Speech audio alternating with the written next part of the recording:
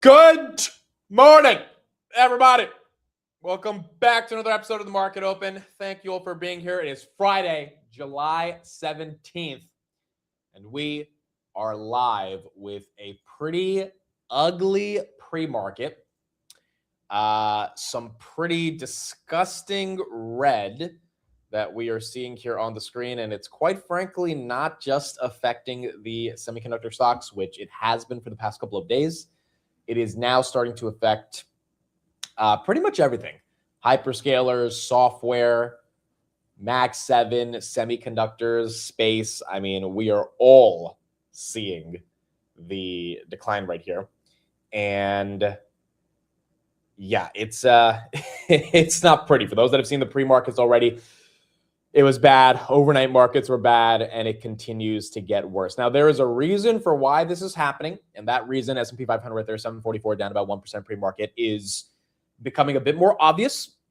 I don't know if this reason is going to be respected enough by the market. We will obviously analyze this reason today. Maybe we get a Trump tweet that helps fix some of the pain that we are going through here, although last night's Trump speech to the nation had nothing to do with Iran. It had to do with election integrity. So the market really didn't have anything to deal with from a geopolitical escalation perspective last night. They have a different kind of thing to navigate when it comes to election integrity. But the actual reason I think we're falling right here, which we will discuss more in depth, is around the AI trade and the market questioning the nature of the AI trade, aka a Deepseek 2.0 moment. Maybe it is Deepseek, maybe it's worse than Deepseek, but obviously the stock market has started to reflect that in terms of the prices. Nebius, 166, down 3%. Rocket Lab, down another 2%. Adobe, down 1.5%. Adobe was actually up 5% yesterday. So as you can see, it's every stock that's starting to feel the brunt of the pain right here based on what is happening, not just the core semiconductor trade. Palantir, down 3%. NVIDIA, down 2.45%. SpaceX is down 4%, officially losing 130 because they aborted a mission for their Starship rocket last night. As soon as that news came out, which is the risk of, being inside of a space company, obviously there's going to be moments where the rocket launches don't go as planned or things blow up. The stock fell 4% after hours, and now it is well below the IPO price of 135. Robinhood down 3.5%, Microsoft down 2%, SanDisk down another 2%, SoFi down 2%, ServiceNow down 2%, Google down 3% off that news that Gemini 3 Ultra Pro was being delayed. The stock was hitting 375 yesterday until that news came out. Now it's at 345, down about 2.34%. Oracle down 2.9, 52 cents away from losing 120. TSM after that blockbuster earnings down 3.5. Corning down 4. ASML down 2. SK Hynix down 0.5%. Marvell 330 to 180. This is now taking a pretty big hit. Same thing with Qualcomm right here, down 2.98%. CoreWeave at one point was below 70. It is now just holding above 70, but that is also down 3%. Micron is down 3%. We are $27 away from seeing that go below 800. Obviously, it's ugly. It is ugly across the board. And again, it's not just the semis, because now the S&P 500 is down 1%, and that's going down because of all the Mag 7 that have been taken down along with the software names. And so I think today's going to be a very interesting day because we also have a ton of options expiring today. And so that adds to the volatility. But I also wonder, is the market going to say enough is enough and it's time to buy, because these stocks should not be at the levels that they're trading at based on the headline that came out of China, which is kind of causing this DeepSeek sell-off 2.0? Or do we have a lot lower to go? Is it going to be a waterfall flush out day where things legit feel like it was March back in, about 3 months ago, back in March in 2026, where, there were a few days in a row where everything just kept going down. It didn't feel like there was an end in sight. Or will there be some capitulation today, given things are already down so much? I mean, Nebius, again, 300 to 160, basically a 50% decline. Does it really need to go to 140, 130? Like, how low are we actually going here in regards to the AI trade? And I think that's going to be the bigger question today to figure out. And that's what, that's what we're going to try to analyze here. So we got a lot to get into. Thank you all for being here. Ton to talk about. Good morning, good morning, good morning. We don't have too much macro news today. We don't have too many other kind of geopolitical pieces of news today. The big news is going to be on this China AI topic that we'll try to figure out what's going on. Oil, unfortunately, is at 81. I'm just seeing this right now, actually. So you do have a little bit of spike in oil, which obviously is never good for equities and rate hike expectations. But that is one of the things that we've got going on here today. Maya, thank you for the super chat. Love from Poo in India. Hoping for a reversal today. Thank you for being here. I am hoping for a reversal as well. It's just based on some of the headlines coming out. Right now, it feels like we're in a little bit more of a sticky situation in terms of navigating what a reversal would look like. So let's get into it and let's see how the market is ultimately thinking of this. For those that don't know, this was the headline. We talked about it yesterday, and like it was a reason for why I theorized why we were having a sell-off, because there wasn't like that big of a macro reason. Over the last 24 hours, it has become a more mainstream reason for why things are coming into question. So what is going on right now? Kimi K3, which is the newest model, open source from Moonshot, AI company in China, essentially is passing all the benchmarks when it comes to ranking against other LLMs. As you can see right here, it is now overtaken in certain key metrics Claude's Fable 5. Now, this is concerning. Why is this concerning? Because OpenAI is worth $1 trillion. Anthropic is worth $1 trillion. And Anthropic is quite frankly trying to IPO at more than $1 trillion. Kimi K3 from Moonshot is worth $31 billion, the company. And so the market is once again starting to question the same thing we questioned during the Deepseek moment back in January of 2025. Why are all these companies spending so much on CapEx when these Chinese models can do what Anthropic, OpenAI, Google, Meta are doing for 1/100th of the price and getting the same type of performance? This goes back to the broader open source discussion that has dominated the airwaves of AI, based on the idea that, hey, do Anthropic and OpenAI even have a business model if these open source models come in and they're just as good as them, if not better, and they undercut them by 90% on price? At what point do companies say, I'm not going to pay for something, even if it's slightly better, if I'm saving 16 to 17x the cost on being able to run these tokens and generate these tokens, which then brings into question the ultimate amount of spend that's happening in AI. I think there was a good summary right here posted yesterday by Stock Talk on this question. And it's worth kind of understanding what the core premise of the summary is, and then we'll get into the counterpoints in terms of what's happening right here. But this is also why I think the market is selling off. So hundreds of billions of dollars of CapEx and spending commitments are intimately tied to US frontier labs. CapEx has been the lifeblood of the AI trade. I think we all know that. Cheap but competitive Chinese models trained at a fraction of the cost of the US peer models produced by firms who are valued at the fraction of their US peers who are offering usage and tokens at a fraction of the cost pose the risk of a commoditization of intelligence. While this is certainly a tailwind for the proliferation of AI usage, because as intelligence gets cheaper, then there's more AI that's being used in general, that kind of Jevons paradox argument, it poses a risk to the US model of spending and committing massive amounts of capital to train and deploy new models. If open weight, cheaper, competitive models lead to significant compression in the pricing power for US frontier labs, aka OpenAI and Anthropic, what impact does this have on the enormous spending commitments that they have made in the near future? And what second-order derivative impacts does this have on the companies that are due to receive, benefit, or deploy that CapEx? Now, whether this is right or wrong is a question that is up for debate. But the premise of this argument, I think, is exactly why the market is selling off all of these second-order derivative CapEx beneficiaries, because obviously if the CapEx were to slow down, which, again, is not necessarily going to happen based on all the data that we have going into Q2 earnings, that these Max 7 companies are only going to raise their CapEx projections. But if it were, or if the sniff of it were to get into the markets and, the market were to say, well, do they really need to spend that much money given this new update from China?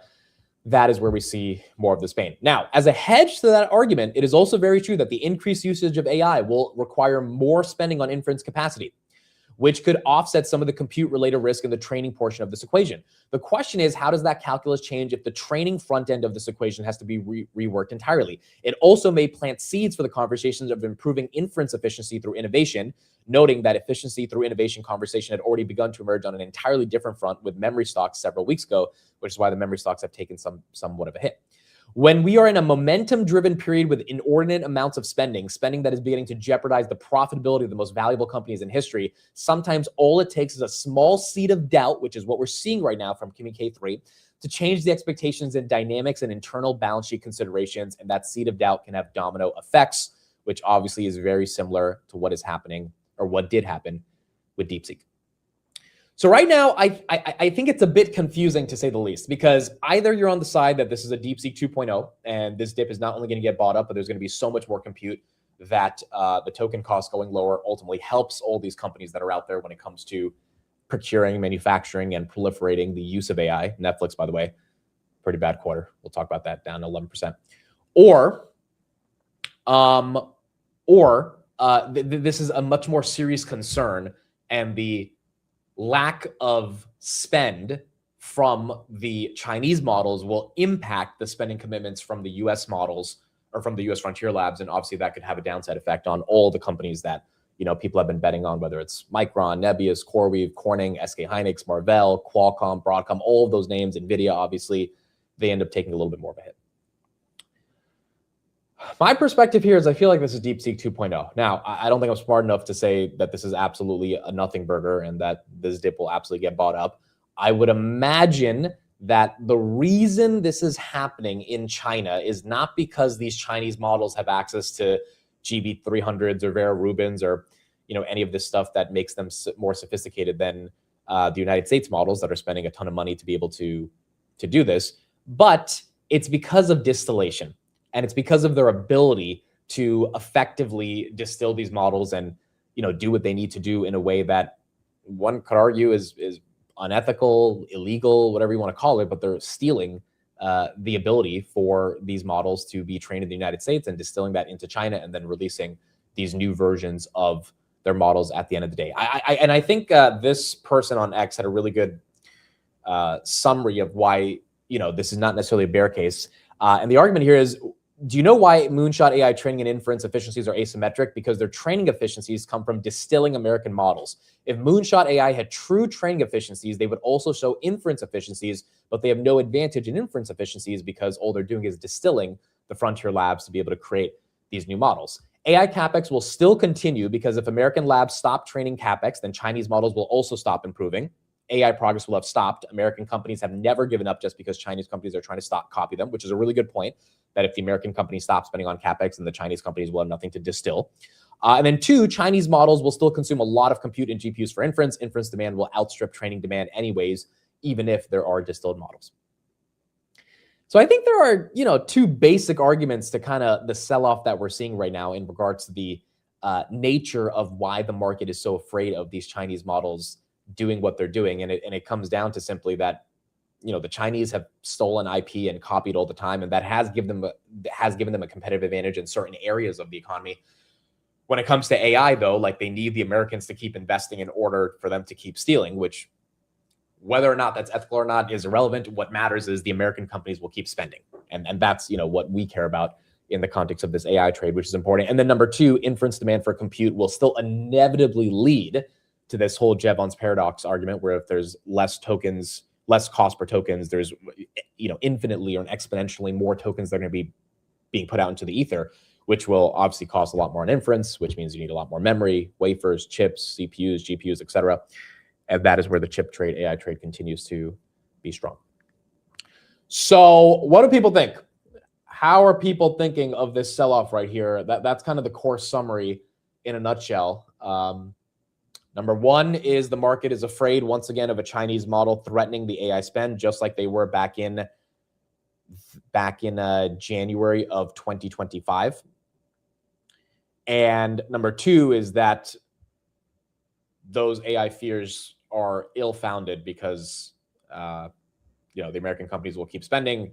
Google literally just raised $85 billion. Amazon just raised $25 billion. Zuck's just spent another $50 billion in Louisiana, or committed to spending $50 billion to build out data centers. Like, the idea that the frontier labs or the hyperscalers are going to stop spending seems kind of crazy given how much they are spending. On top of that, you had Meta come out today that hired a top Amazon computing executive. His name is Dave Brown, as it makes its push into Meta Compute. So Meta Compute is absolutely happening. It's becoming a thing. And you got the Wall Street Journal reporting right here that Brown spent nearly 19 years at Amazon, will report to Meta. Zuckerberg has said building a cloud is definitely on the table, with companies approaching Meta almost every week for access to AI models or spare compute. Zuck is going to have to spend a lot of money if he wants to compete with AWS, GCP, and Azure. And hiring a former AWS executive means I don't think the plans to spend down or to stop spending the amount of money that they're allocating towards compute, CapEx, et cetera, is in place, which again, the entire market is down right here because of this premise. If that premise doesn't actually end up being true and the money from the hyperscalers goes to the CapEx beneficiaries, then many of those names, likely come back. And so that's kind of what we're seeing right here. I see someone says it's over. The other one person says it's buy the dip. That's what makes a market. That's what makes the market. It's all over versus buy the dip. I think, I think it's really 50-50 out here. I think people want to buy the dip. I just think people have been buying the dip for the past month, and the dip keeps on dipping, which has been very annoying. But I also think the spending situation is not over. The one thing that's important to understand right here is for the past 3 months, I think a lot of people were upset in the market that the companies that were spending the money were getting hammered.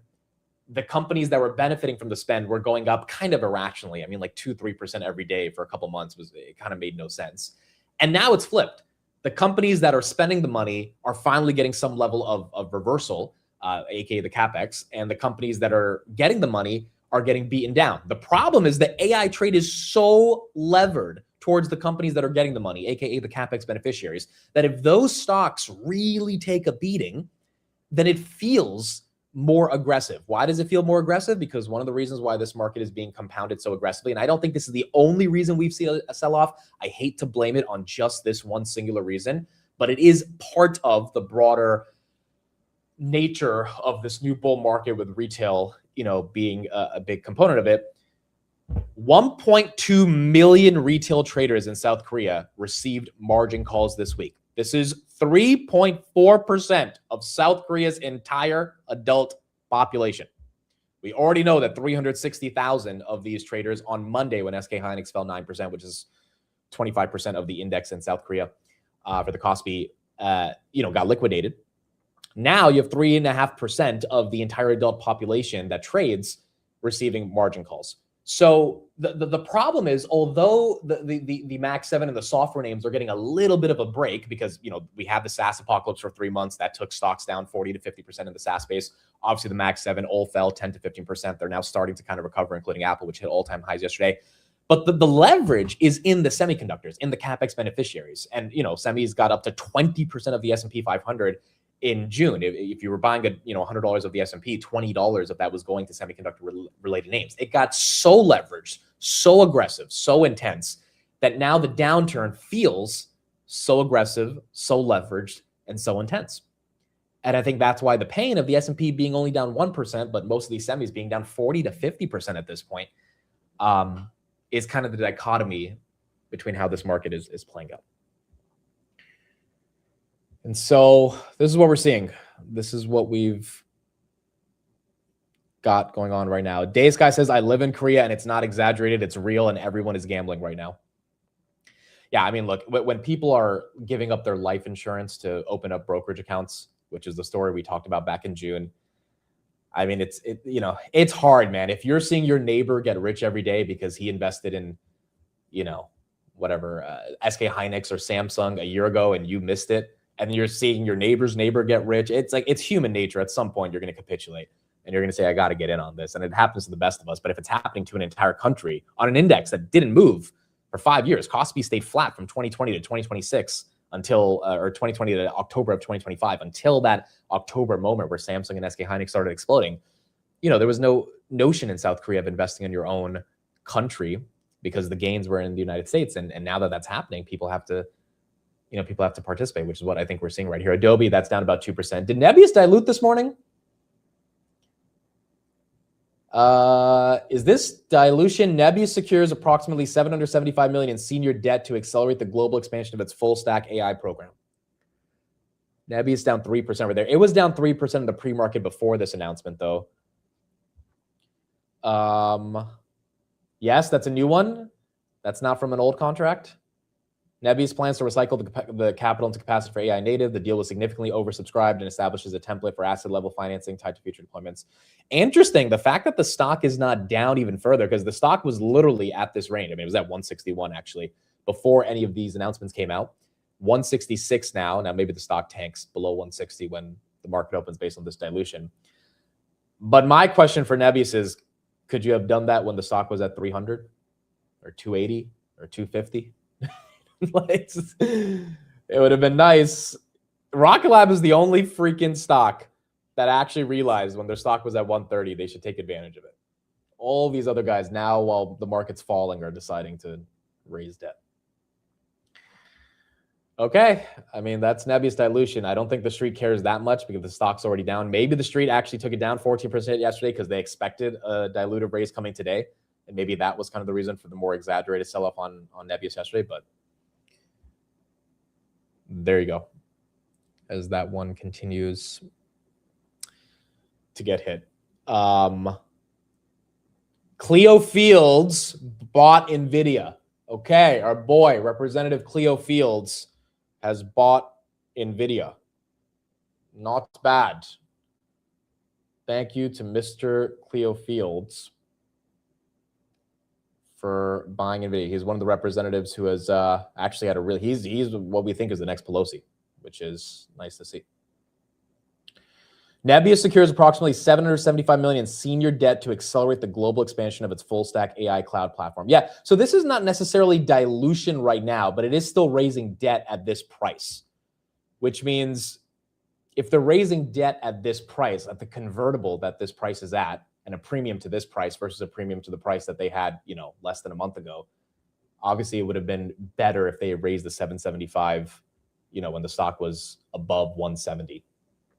But it's not equity dilution, right? So it's not going to be dilution at the moment. It will be dilution in the future. The reason the market doesn't care theoretically is because the stock will be a lot higher than the future. But short term, the market theoretically could care if they feel the stock is going to struggle and they could have done this at a much higher price. NVIDIA right there, that's down about 2.6% as that's taken a hit. So again, if you are just joining, the major reason for the sell-off right here is a Chinese model that has come out, is now making the market question exactly the nature of spend in the United States and if that spend is reasonable enough for the foundation labs to be spending the amount of money that they're spending. Robinhood right here, 101.30, that's down about 4%. Pretty much everything here is getting hit based off that Deepseek 2.0, which is the best way to summarize it. Lumentum is down about 3% as well. Coherent, those are all down.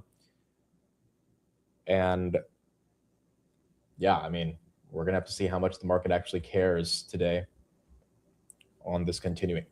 So you have Nebius news right here. Dan Crenshaw, another representative, he just put out a financial disclosure. He sold Google, Amazon, Apple, and Meta and bought Meta. Wow. Representative Dan Crenshaw. So Representative Cleo Fields bought NVIDIA. Representative Dan Crenshaw sold Google, Amazon, Apple, Meta, and bought Meta. Interesting. Okay, Meta right there, which was having a great week. It was at 680. Why not? Now back down to 648, as that one is also taking a bit. All right, so Netflix.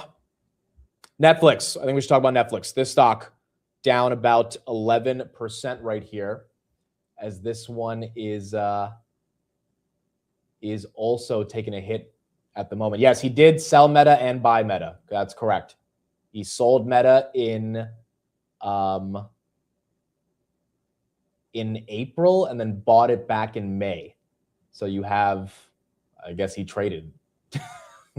This guy is, you've got our politicians trading. Why not? Why not? But yes, he sold and bought it back within about a month. Robinhood right here down about 4%. Okay, let's talk about Netflix. So Netflix is obviously taking a pretty ugly hit. And at the moment right now, we are seeing some pain, down about 11.7%. The reason that Mr. Netflix is taking a hit is because they pretty much missed on every single metric that mattered, including operating margins, operating income, revenue growth, EPS. They beat EPS by 1 penny. They also missed on free cash flow. Now, there was a tax reason why they missed on free cash flow, but nonetheless, there were some expenses due to the Warner Brothers $2.8 billion breakup fee for why they also missed. At its core, dude, the problem with Netflix is the same thing a lot of us have been saying. There's no growth. there's like this company is not growing. In fact, they're being less transparent now, and they're like, this is kind of weird, dude. Every quarter they seem to be bringing back the metrics on transparency. Last year it was, hey, we're going to stop disclosing our subscribers. This year it's, hey, instead of 2 times a year, it's only going to be 1 time a year that we show you engagement metrics. And it's just like, look, we get it. You're a mature company, and you don't need to be judged on the same metrics that you were judged on for the past 10 years. But every time you take away transparency, to me, it just, and you're not even beating your numbers. And if you are beating it, it's by less than a penny. It makes me start to wonder where the growth initiatives are really coming from. I think you don't overthink Netflix. I think it's really simple right now. It's a falling knife because the street doesn't know where the growth is coming from. And in a world in which content is abundant and AI content is only getting more and more proliferated, then why should there be a premium on Netflix? Does Netflix have pricing power? And ultimately, where is the next leg of growth coming from? This happens to companies all the time, right? They grow for a long time. They get to trade. I mean, Netflix was trading at 55 times earnings at one point because the growth was good. And then the growth slows down. The market looks at all the other names that are trading at a much smaller premium that are theoretically growing way faster, like Meta growing at 33%, trading at a premium that was less than Netflix for the past month. And they wonder why our capital is being allocated into Netflix. So look, I don't know if they let the stock go to the 40s and 50s. At that point, that would be a 65% decline on the year. I don't think it's that easy for a blue chip name like this to get hit that bad. But if there's no initiatives for growth, if there's nothing exciting, if Netflix wants to get into AI content, they're gonna have to spend a lot on CapEx and compute. If people want to AI prompt all these different shows, if they don't have the next big hit, which they really haven't, the live sports stuff is not working as per the earnings. I mean, it's helping them, but it's not really exploding their numbers. It's not proving that they can grow operating margins or top line growth, which both declined year over year in any substantial way. Then what's the reason to be excited about Netflix? Having said that, there's a ton of bull cases for it. It's just that core reason, I think, is explaining why the stock is down 11% right here. It's also a pretty crappy day. It was a crappy day to report yesterday, so maybe that's exacerbating some of the selling. ISRG also beat their numbers, but that stock, Intuitive Surgical, down 9%. It's just the problem here is if there's not real top-line meaningful growth, then I don't think Netflix is, worth the premium that investors have been paying for it for a long time. And so time will tell to see how much the market actually really cares about what's going on right here. Again, on that Nebius news, just showing it right here. This one might not actually even be a convertible, which is why the street's not taking it down further. Nebius closed its first senior secured debt facility for about $775 million. The facility is backed by deployed GPU infrastructure and contracted cash flows. Yeah, so actually, this is not equity dilution, and this doesn't look like it converts.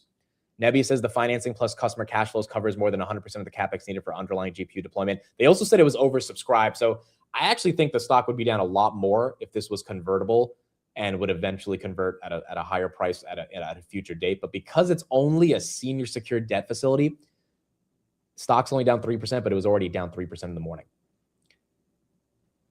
So this isn't the worst news here for Nebius, even though, they're putting it out on a day where it's interpreted as bad given the AI solve. It does mature in October 2030, and it's priced at SOFR plus 2.5%. Okay. So it could have been worse if they did a more aggressive convertible or if they did an equity raise, but you would think they don't need to, which is why they haven't, since the stock was at 130 back in March. And maybe that's why the street is not taking it down that much. But obviously yesterday, the street kind of front ran some of the announcements as it fell 14%. So SPY down 1%, CoreWeave down 3%, Rocklab down 3%, Nebius down 3%. You've got some politicians putting out disclosures on what they're buying. Again, Cleo Fields bought NVIDIA. Dan Crenshaw bought Meta after also selling Meta. So he's traded Meta, and he also sold Google, Amazon, and Apple. Oil is now 81.64, unfortunately. So oil continues to spike up based on what Trump said last night, or what has happened with the escalation in Iran. I did not watch the Trump election speech. I was in New York, so I didn't get a chance to watch it. As soon as I came home, I saw one of the highlights of him basically accusing China of rigging the United States elections. I don't know if that's affecting the market that much. If he had talked about Iran, I think the market would be theoretically more affected by that. But it seems like the market is more concerned about this Kimi K3 model that obviously has a lot of people questioning the nature of this AI trade.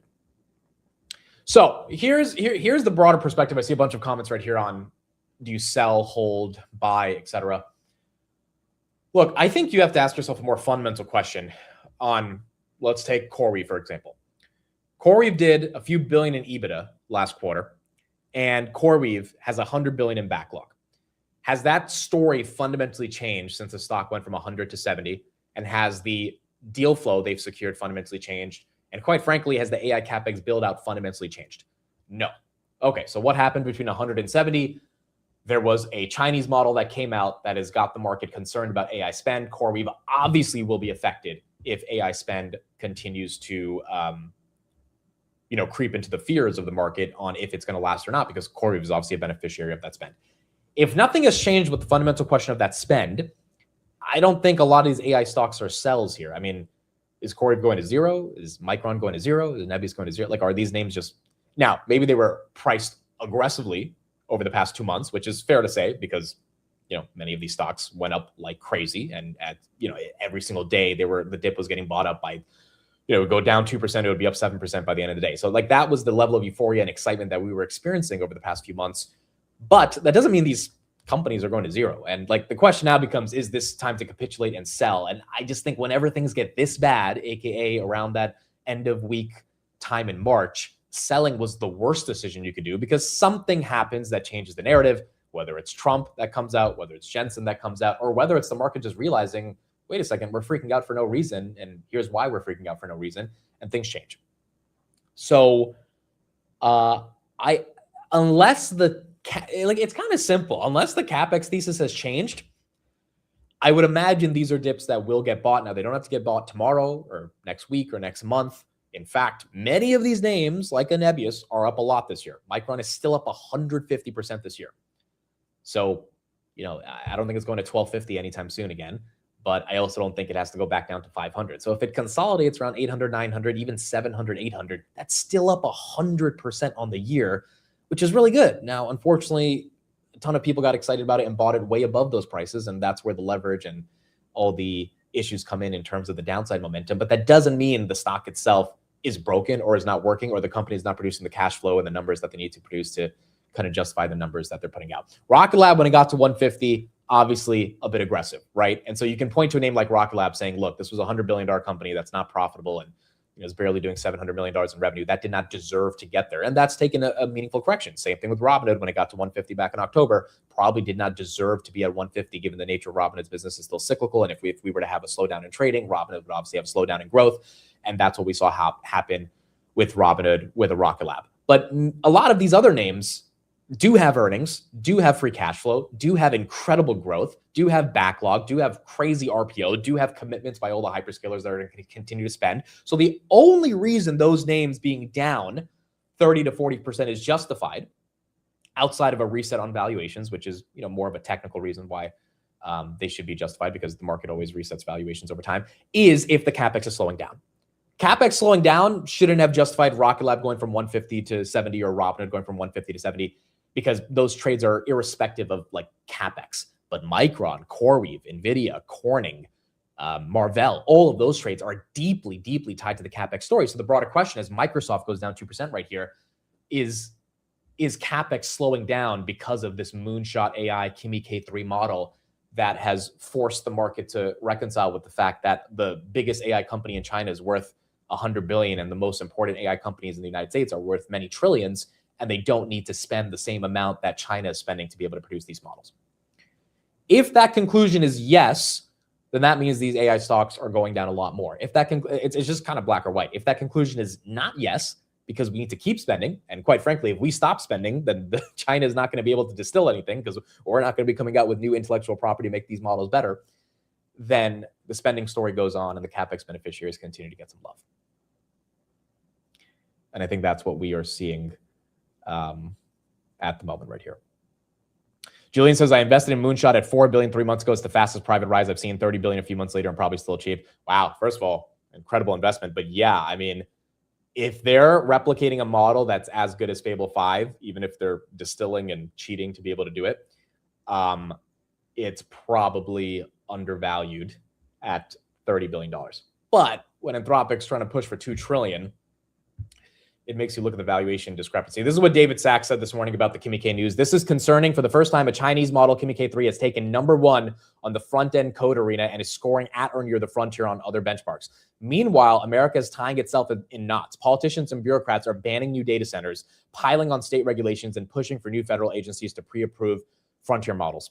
This is how you lose the AI race. The rest of the world won't play by our rules if we bog ourselves down. Permissionless innovation is how America won the internet and became the technological envy of the world. We can do it again with AI while addressing risks in a targeted way, or we'll watch our lead evaporate.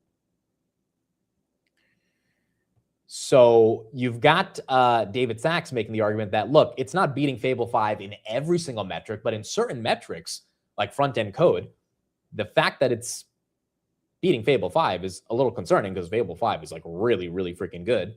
And given New York's announcement of a moratorium on data centers, it's one of those things where it's like, are we shooting ourselves in the foot right here while China continues to take our lunch and take it at a much cheaper rate? And so again, I think there's a lot of questions here.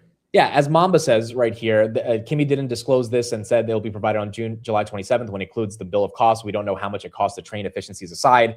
The inference question and the throughput of that of efficiency when it comes to inference is also in question. How did they distill these models, and at what benchmarks are they good at? What benchmarks are they not good at? There's a bunch of different questions here for how the market is thinking of this stuff. But the broader problem here is it is happening. And although the market doesn't have all the answers on how it's happening, why it's happening, what are the nuances associated with it, which are probably deeper than the headline, the initial reaction is obviously, let's sell off all the semiconductor stocks, which again does feel very, very, very similar to Deepseek. And if it is Deepseek and things change, then you would imagine that this is an incredible buying opportunity.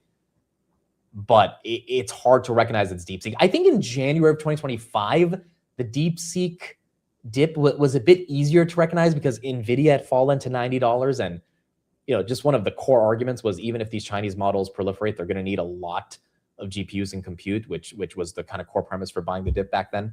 But also valuations were significantly cheaper. Micron wasn't pushing $1 trillion at the time. So you could have a little bit more foresight and say, we're still going to need a lot of compute. I think you could still have that foresight right here, but is it the super big V shape that we had in 2025? Where Micron just goes all the way back to 1,200 and, is up 40% from here. Maybe, but sentiment-wise, that is now shifted. And then after DeepSeek, we got the tariff drama, right? So we kind of had two things compound on each other to create a real bottom before we ended up recovering. Here, outside of the macro news and oil news, which, yeah, I guess are kind of concerning, the AI sentiment shift has been the only reason for the sell-off. I mean, SpaceX kind of liquidated the entire market of the space names, which ends up hurting the high beta parts of the economy. And then the semiconductors correcting based on, honestly, this all started, we talked about this yesterday, this all started when Tim Cook said that Micron inflation is ridiculous. Like, that was the literal top for Micron. And it's kind of like the SpaceX IPO happening at that time, along with Tim Cook saying consumers are going to have to pay a lot more money for these products because of what the memory companies are doing. That, along with then the AI sentiment shift based on these new Chinese models, you put those three together, and those are your kind of core fundamental reasons. Because oil has gone down since then, so you can't even blame it on Iran and Trump, because oil has started to come down. Yes, we have more escalation, but until we actually fully get into a deeper war, then oil prices have been somewhat stable, at least from those levels when it was at 95, now back at 80. So it feels more AI driven than not. SpaceX aborted a major test mission in their Starship rocket moments before liftoff in Texas yesterday. This was the first real piece of news that affected this stock. This has been an absolute disaster. This IPO was absolutely stupid to begin with in terms of the valuation. SpaceX is an incredible American company. It did not deserve to be worth $2 trillion. Elon did a good job raising all the money that he needed, but he left a lot of people holding the bag, and it's not his fault. It's the fault of the people that thought that a $2 trillion valuation made sense on this thing and bought into it. But unfortunately, a lot of times when things get super euphoric, you have these explosive IPOs. We saw this in the 2021 SPAC era, where there's so much excess liquidity that's out there and people buy into so many of the visions of what a company could become without having any of the actual underlying business metrics to justify what it will become. And the hype gets too big, and there's a big transfer of wealth from the people that believe in something to the people that understand that this thing is incredibly overvalued. And I think that's what we're seeing with SpaceX. And I wonder now how long this thing is going to be able to last, because 96% of the shares are still not available to trade for SpaceX, which is the scariest part of this. What happens with everyone who's bought this stock is bag holding at this point. At what point do people say, let me cut my losses here because there's a lot more shares that are getting ready to get sold? And, what really becomes the floor on this stock? How do you justify even a $1.7 trillion valuation on SpaceX at these levels? So I think that, along with the AI sentiment shift, you're now seeing the hit with the Mag 7. Google got hit yesterday because Google is delaying Gemini 3 Ultra. That's kind of annoying. I feel like that's not the worst news in the world, but if you're a Google shareholder, Google was doing great yesterday until that news came out.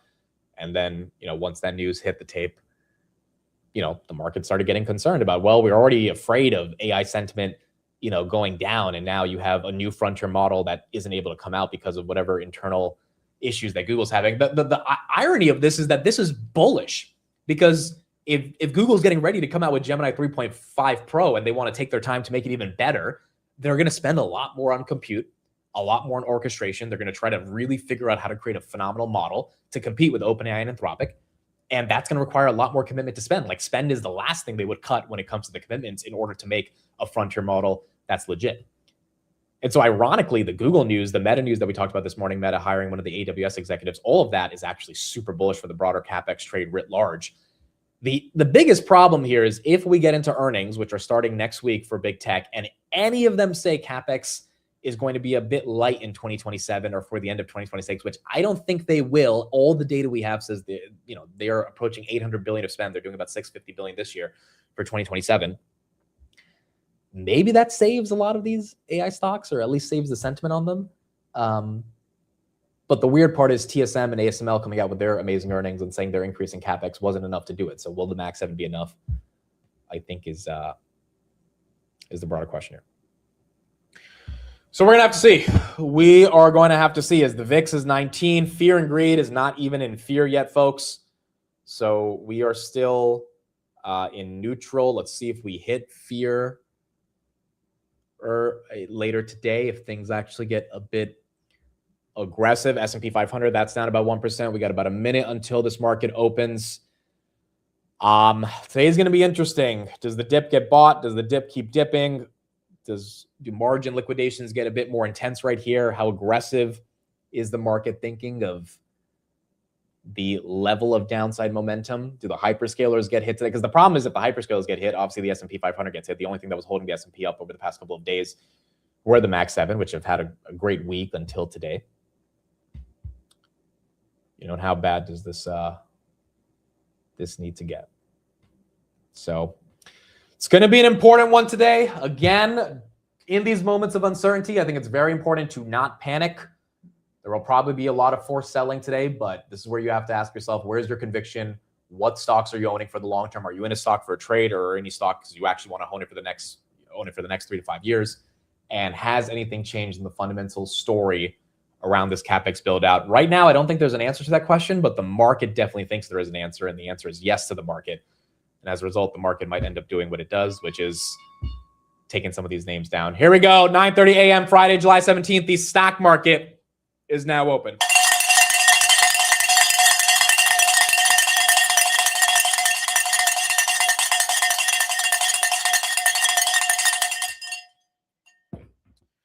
All right, wake your asses up. Let's see where we go. S&P 500, 742, as we go down 1.1% on the open for the S&P 500. CoreWeave, 71, that's down about 2.6%. Netflix goes down about 12% on the day. That one is getting hit. Where is Mr. Robinhood? 100.88, that's down about 4.87%. Robinhood is 116 2 days ago.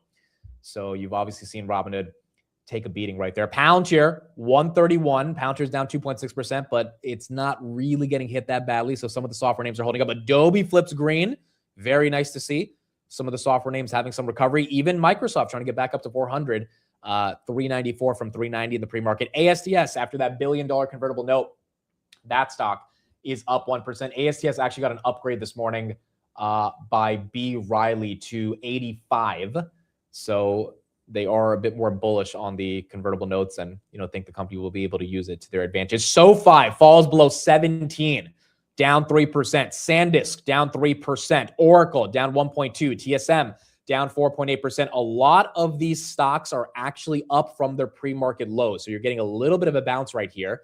Corning 147 to 152. ASML was at 1732, now almost 1740. Marvell was in the pre-market 177, now 183. So we actually do have some green candles coming in. Are these momentary green candles for the open? Are they going to get rejected later? We don't know. Amcor was below 60 in the pre-market, 58. Now it's at 60. The stock was at 95 2 weeks ago. So obviously taking a big hit, but they are respecting their pre-market low so far. Tesla, which was at 410 on Tuesday, is now at 380. That stock is down 2%. AppLovin's down 2%. Penguin Solutions down 4%. Dell, which went to 394, recovered back to 420, now is at 380, down 3%. This one's still up over 100% year to date, but obviously taking a beating right here. Reddit, that's down 3%. Nokia, that's down 3%, looking like it's going to go below $10. PayPal down 1%. PayPal has officially come out and rejected the board's offer, by the way, from Stripe for that $53 billion on the company they were making the offer for. SpaceX falls 4% on the open, 125.90 as that goes down. Rocket Lab actually kind of stable. I know it's down about 1.8% right here, but 66 to 68 is kind of what it's been stabilizing at over the past couple of days. Hopefully it stays there. If it loses 63, then I think the below 60 range is very possible, but it's at least getting held up in this range. Micron 828, so it is up from 806 in the pre-market. It was $6 away from going below 800, so you got to bounce up to 825, but obviously still down 3% on the day, as Micron and the memory names are taking a pretty big beating right here. Western Digital, that is down 4%. Rocket Lab still down 2%. NVIDIA very close to its pre-market low, 200.76. That's down 3%. Let's see if that goes below 300. These SaaS names are green, except Mongo, Cloudflare, Snowflake, and Datadog, and Palantir. The rest of them, ServiceNow, green, Adobe, green, Salesforce, green, Oracle started to flip green, Intuit, green, Zscaler, CrowdStrike, GitLab. So there is a little bit of rotation, a little bit of flight to safety that the market is going to. Apple's at 332. Apple's at a $4.88 trillion market cap. NVIDIA is at a $4.84 trillion market cap. Apple has just become the world's largest company. Wow. I don't think Apple overtook NVIDIA in the past 2 years since NVIDIA got above $4.5 trillion. So I think this is the first time. You needed Apple to go up a bit. You needed NVIDIA to go down a bit. And there it is. Apple at 333, world's largest company. NVIDIA at 200, world's second largest company. Where is the Googs? 345. Google now at 4.18 trillion. That stock down 3% on the day based on Gemini 3 Pro Ultra getting delayed. CoreWeave loses 70. CoreWeave loses 70. ARM loses 250. That is also down about 4.97% as it is also getting hit right here. So you're seeing a decent chunk of pain now in kind of the broader trade of how this is playing out. ARM down about 5%, SpaceX down 4%, Rocket Lab down 2.3% at the moment. Intuitive Surgical down 11%. AAOI, the stock was at 240. It is now at 94. This was the poster child for the optics kind of super cycle that the market has been pricing in. That stock is now well below 50%. Robinhood officially loses 100. Robinhood officially loses 100 right there as it also continues to get destroyed. Western Digital, that's down 4%. Rocket Lab down 3%. Rocket Lab now losing 66. Nebius losing 164. It's an ugly day, folks. Most of the selling tends to be intense during the first hour of the open, though. So it's one of those things where obviously you've got to wait till the you gotta give the day a little bit of time to see how things will play out right here, but it's obviously feeling a bit ugly. ARM down 5, Google down 3. I want to see how indiscriminate this selling is going to become, or is it just a waterfall down to the red right here? How about Zeta? Is that green? Zeta somehow green on the day. Somehow green on the day. Again, it's now up to the market. So for those that are just joining and asking what exactly is happening, Kimi K3, which is a model outside of China, which is worth $31 billion for the Frontier Lab that developed it, that company has beaten Opus 4.8 and Fable 5 on certain key metrics, which has once again gotten the market to kind of think, why are we spending so much money on CapEx if these Chinese models can do the exact same thing for a much cheaper price? And, you know, from that perspective, you're obviously seeing a lot of pain in the broader AI trade. Now, again, does that mean CapEx is over, that we're not going to be spending? No, in fact, I think it's far from it. But exactly what happened on Deepseek, these names have to come down if that's going to be the sentiment shift. And obviously that's what we're seeing right now. Lumentum, that is down about 5% as well, as that is taking a hit. The fact that ServiceNow is running today is incredible, but it also speaks to the fact that the market wants safety. And right now they do not feel safe in any of the hyperscalers or the semiconductor names right here. NVIDIA loses 200. NVIDIA officially loses 200. Rocket Lab as well, losing 65, which you kind of don't want to see. But there you go. Down another 4%. AMD's got to be below 500. AMD, whoa. I have not looked at AMD all morning. 468 on Mr. AMD. Now, again, the violent move from 200 to 580 in basically 2 months feels good on the upside, but it also hurts on the downside, right? And I think a lot of the violent aggression we saw for these names being re-rated up is the exact same thing that's happening down. And you kind of can't even blame the market for that. Like, if the market's going to take a name from 200 to 580 in 6 weeks, like, they're also going to take a name down, and it's not even down back in the 200s, but they're going to be violent on the downside, especially if the narrative shifts. And the sentiment on the narrative has shifted. I don't know if the narrative has shifted in itself, but that sentiment is enough to cause the market to take a hit. TSM loses 400. This thing was at 430 yesterday. 5.2% as that continues to go down. So red day, folks. It is a red day right here. Databricks, by the way, is raising $3 billion at a $188 billion valuation. I think the reason Databricks is doing like their Series L is because they know that if they went public,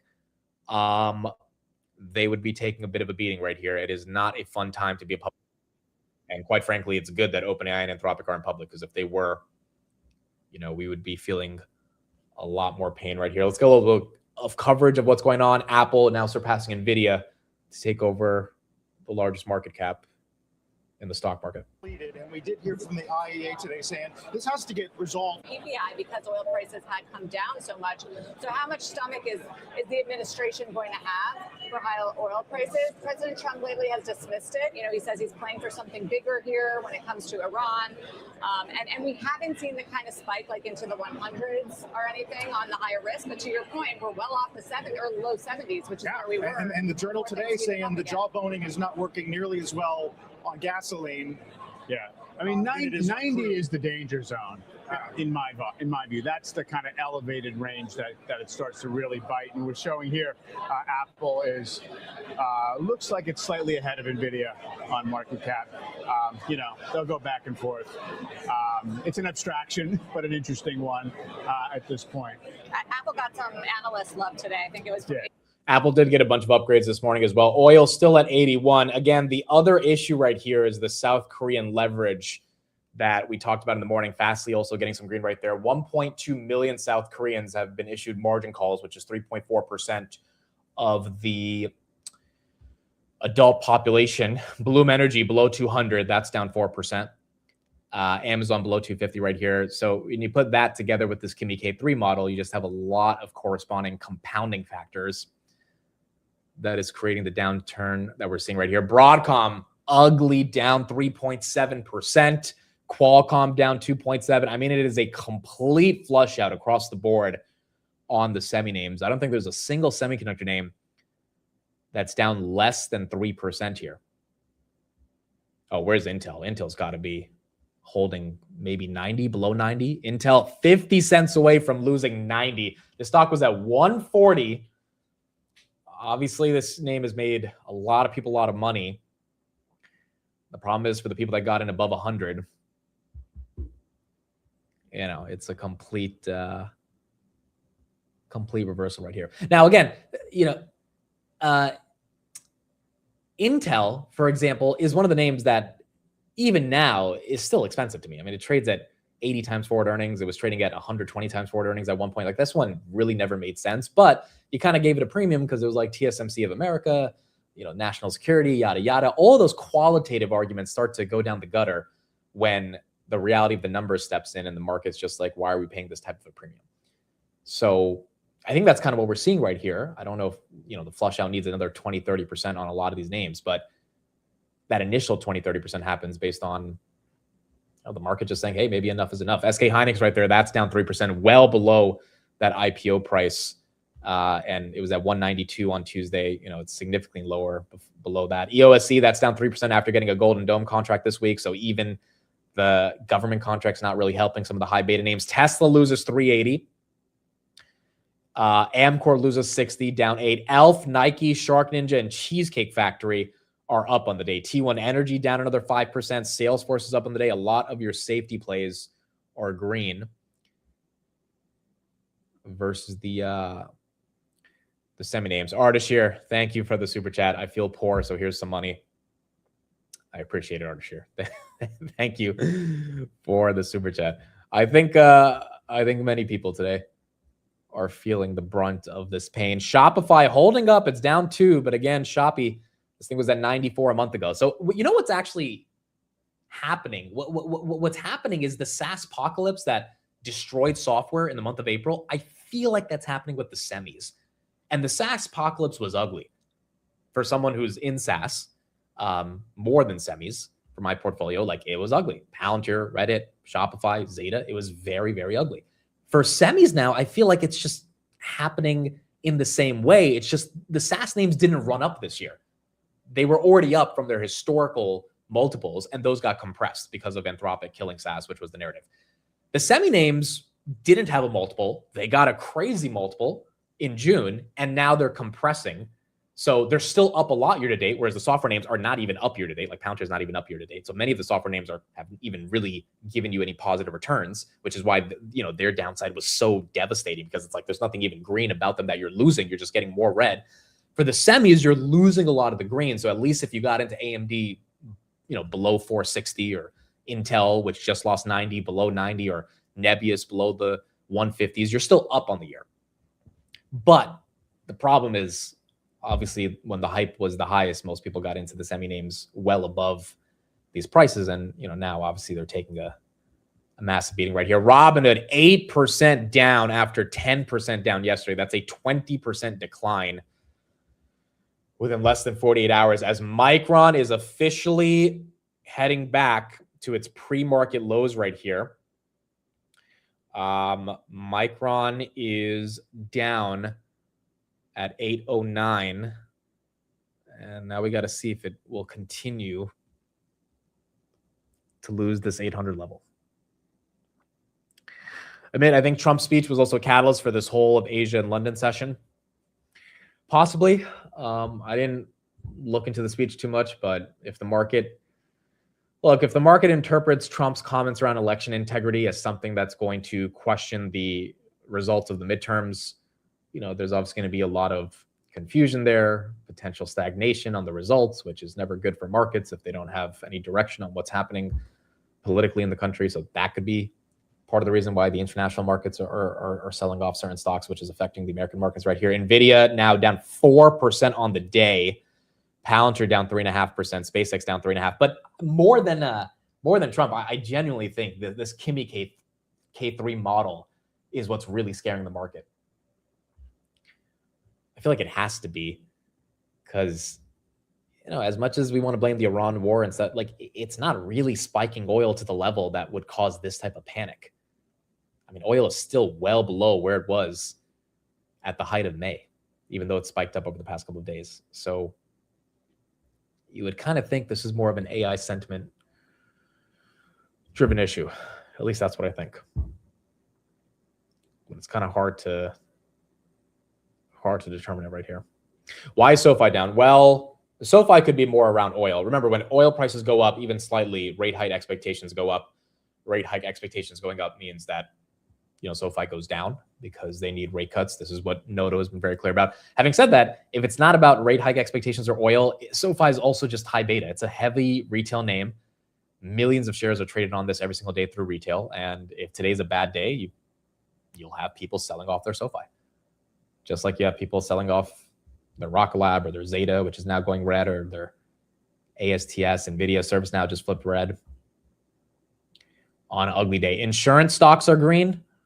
So you got insurance flipping green. You've got consumer discretionary flipping green.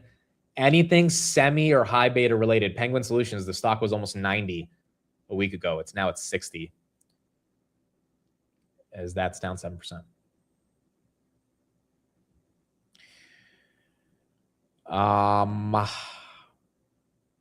Nebius actually is holding pretty strong, to be honest.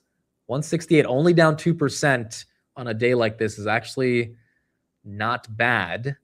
I think also Nebius has taken such a big beating, though, that, maybe the worst of it is priced in, but we're going to need to see some bottoms forming on a lot of these large caps to say that's the case. Oracle right there, that's down 1% as well. SpaceX, 124. Yeah, that one is scarier because that one legit looks like it could go below 100 with the new shares that are unlocking. 1.63 trillion market cap for Mr. SpaceX. Amid is Kimi K3 release bearish for American AI CapEx buildup, considering they spent much less on it and are achieving higher numbers only on key metrics than flagship US models. That is correct. That is the exact, in one sentence, you summarized it better than I could, why the market, I think, is selling off today. Because Kimi K3 spent much less on training the model and achieved higher numbers than flagship US models. It's just, remember, they also distilled the American models. And so if the American models stop getting better because we stop spending, theoretically, which is what the market's afraid about, the Chinese models aren't going to get better either. So it's kind of one of those things where you go back and forth and be like, okay, yes, the market's right to freak out a little bit, but at the end of the day, we still are going to spend. And yeah, the Chinese are going to do whatever the Chinese are. But here's the sort of internal paradox that we get into. Let's say the American companies keep spending trillions of dollars on CapEx, and the Chinese companies keep undercutting all that CapEx. And then they offer their open source versions to enterprises for 90% less than the cost that it took to actually train the model. And then the American companies start using the open source models that were distilled without paying for the tokens from Anthropic, OpenAI, Google that spent all the money to train those models. It then begs the question, like, should we even either we have to stop training the models as American companies and delay the progression of AI, which would be horrible for the AI trade, or Trump's got to have a real big conversation with China about what they're doing from an AI perspective. And I don't think the Chinese are going to capitulate. I don't think we want to go to war with China over this. Ironically, if we go to war with China over this, it's going to be an AI-driven autonomous war. So it's one of those things where it's like, are we going to go to war with China because they're distilling our models? But we also have to stop them from distilling our models because we can't be spending hundreds of billions and they're spending tens of billions. And so it's confusing right now. And so I think the market in of itself is fundamentally confused around what's happening. Okay, so I see this comment a lot. So this is a misnomer. Someone says we're not going to trust our data with Chinese models. You do not have to give your data to the Chinese models to run them locally. You can run an open source Chinese model on an on-prem data center that you build as an enterprise inside of the United States and host it locally. You do not have to go through a Chinese API. It's a really big thing that people are misconstruing, which is another reason why I think this sell-off is happening. Like, you don't have to give your data to the CCP as an enterprise to use a Chinese model. You can use the open source model, have your own weights on it, host it locally. This is the entire partnership between Palantir, NVIDIA, and Dell, building your own on-prem data centers using open source models for your enterprise without having to pay Anthropic, OpenAI, not having to pay the CCP or go through the CCP's API. But the reason they're open sourcing that model is because then you can take that model and use it yourself locally. So it has nothing to do with giving our data to the Chinese. I mean, if the only way we could get access to those models was by going through the CCP, this wouldn't even be a question, because there's no American enterprise that could, the government would not even allow, you can't do that. But if you could host it locally yourself and it's 90% cheaper than using Anthropic's API and 80% is good, that's a big question that I think the market is trying to grapple with right now, for a commodity, which at the end of the day, these models, this entire AI story is built on these models getting better and better and better, but it's a race to the bottom because these models are commoditized. Now, that doesn't mean the AI trade is fake, but what that does mean is if all the value is accruing to the model layer, which is something that Karp has been saying for a long time, needs to flip to the software layer or to other layers of the stack, not the model, then the model being a commodity means that there are significant implications for the spend that those model companies have committed to. That's the broader issue here.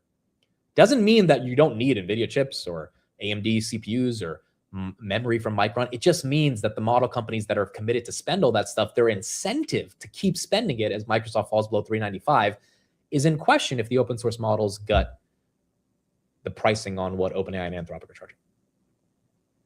Having said that, I think there's a lot of nuance to this. I'm presenting the bear case here because obviously stocks are red, so people want to know why stocks are red. And so that's kind of the logic of how I think the market is interpreting this. I'd be really curious for Jensen to come out right here and kind of say something. The day that Deepseek went really bad back in January, NVIDIA put out a paragraph statement saying that we don't think this will have any meaningful impact on the level of demand for compute. It would be nice for Jensen to come out right now and kind of give his perspective on what's happening with these open source models. By the way, Nematron is open source, right? Jensen has actually been a big proponent of the open source revolution. And I think part of the reason is because he's annoyed that Anthropic and OpenAI are developing chips with competitors, which he's not a fan of. And so he's kind of gutting their business. If they're going to gut his business if they're going to stop buying as many NVIDIA chips as they were, he's going to introduce models that are going to gut the pricing on the APIs for OpenAI and Anthropic. And I think that's kind of the tug of war that they're having right now. But it's creating this dislocation in the market in terms of, assuming where the spend is going to go as the fear and greed index officially goes to fear.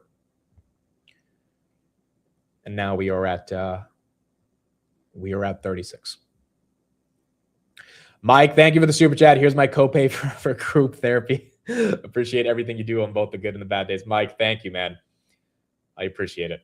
It means a lot. I was having dinner with someone last night and they were like, what do you do? And I was like, I tried to explain what I do. I was like, I do a stock market show in the morning. And they were like, so how many people do you have on your team? And I'm like, there's no team. They're like, who creates your content? I was like, what do you mean creates the content? Like, it's just me. They're like, but who writes the notes for the show? I'm like, what do you mean? I just wake up and I look at what's happening and I talk. It's like, so you just talk for 4 hours? I'm like, yeah.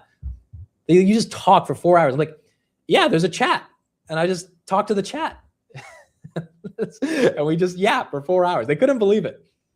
So I appreciate everyone being here on the good and bad days because all we've got to do is yap to try to analyze what the hell is happening here.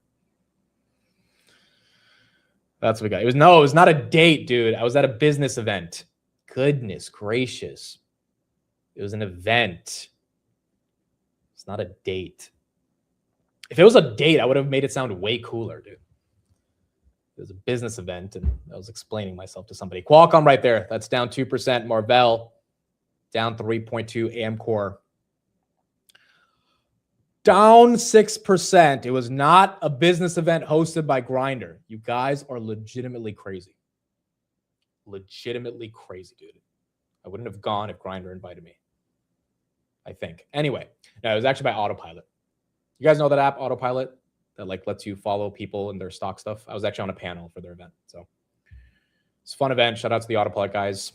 I'm actually an investor in them. I invested in their Series A, but yeah, that was the event. Microsoft down 2%, SanDisk down 2.4%, Robinhood down 6%. We're getting a couple green candles to come in. Maybe enough was enough. NVIDIA 200, Palantir 130, Google 345, CoreWeave back above 70, Nebius actually seeing 170 here, which is not bad. So we're seeing at least somewhat of a reversal. Triple V, thank you for the super chat. Appreciate you, Triple V. I was talking to Mr. Triple V last night. I told you guys he's had a SpaceX short for the past month now.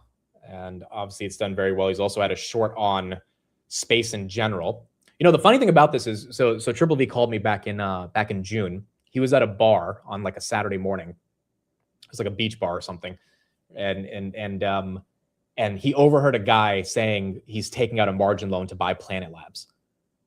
It's a real story, just like my story in Singapore of hearing the taxi driver saying, should I sell my Micron? He had the exact same experience with someone saying, should I take out a loan to buy Planet Labs?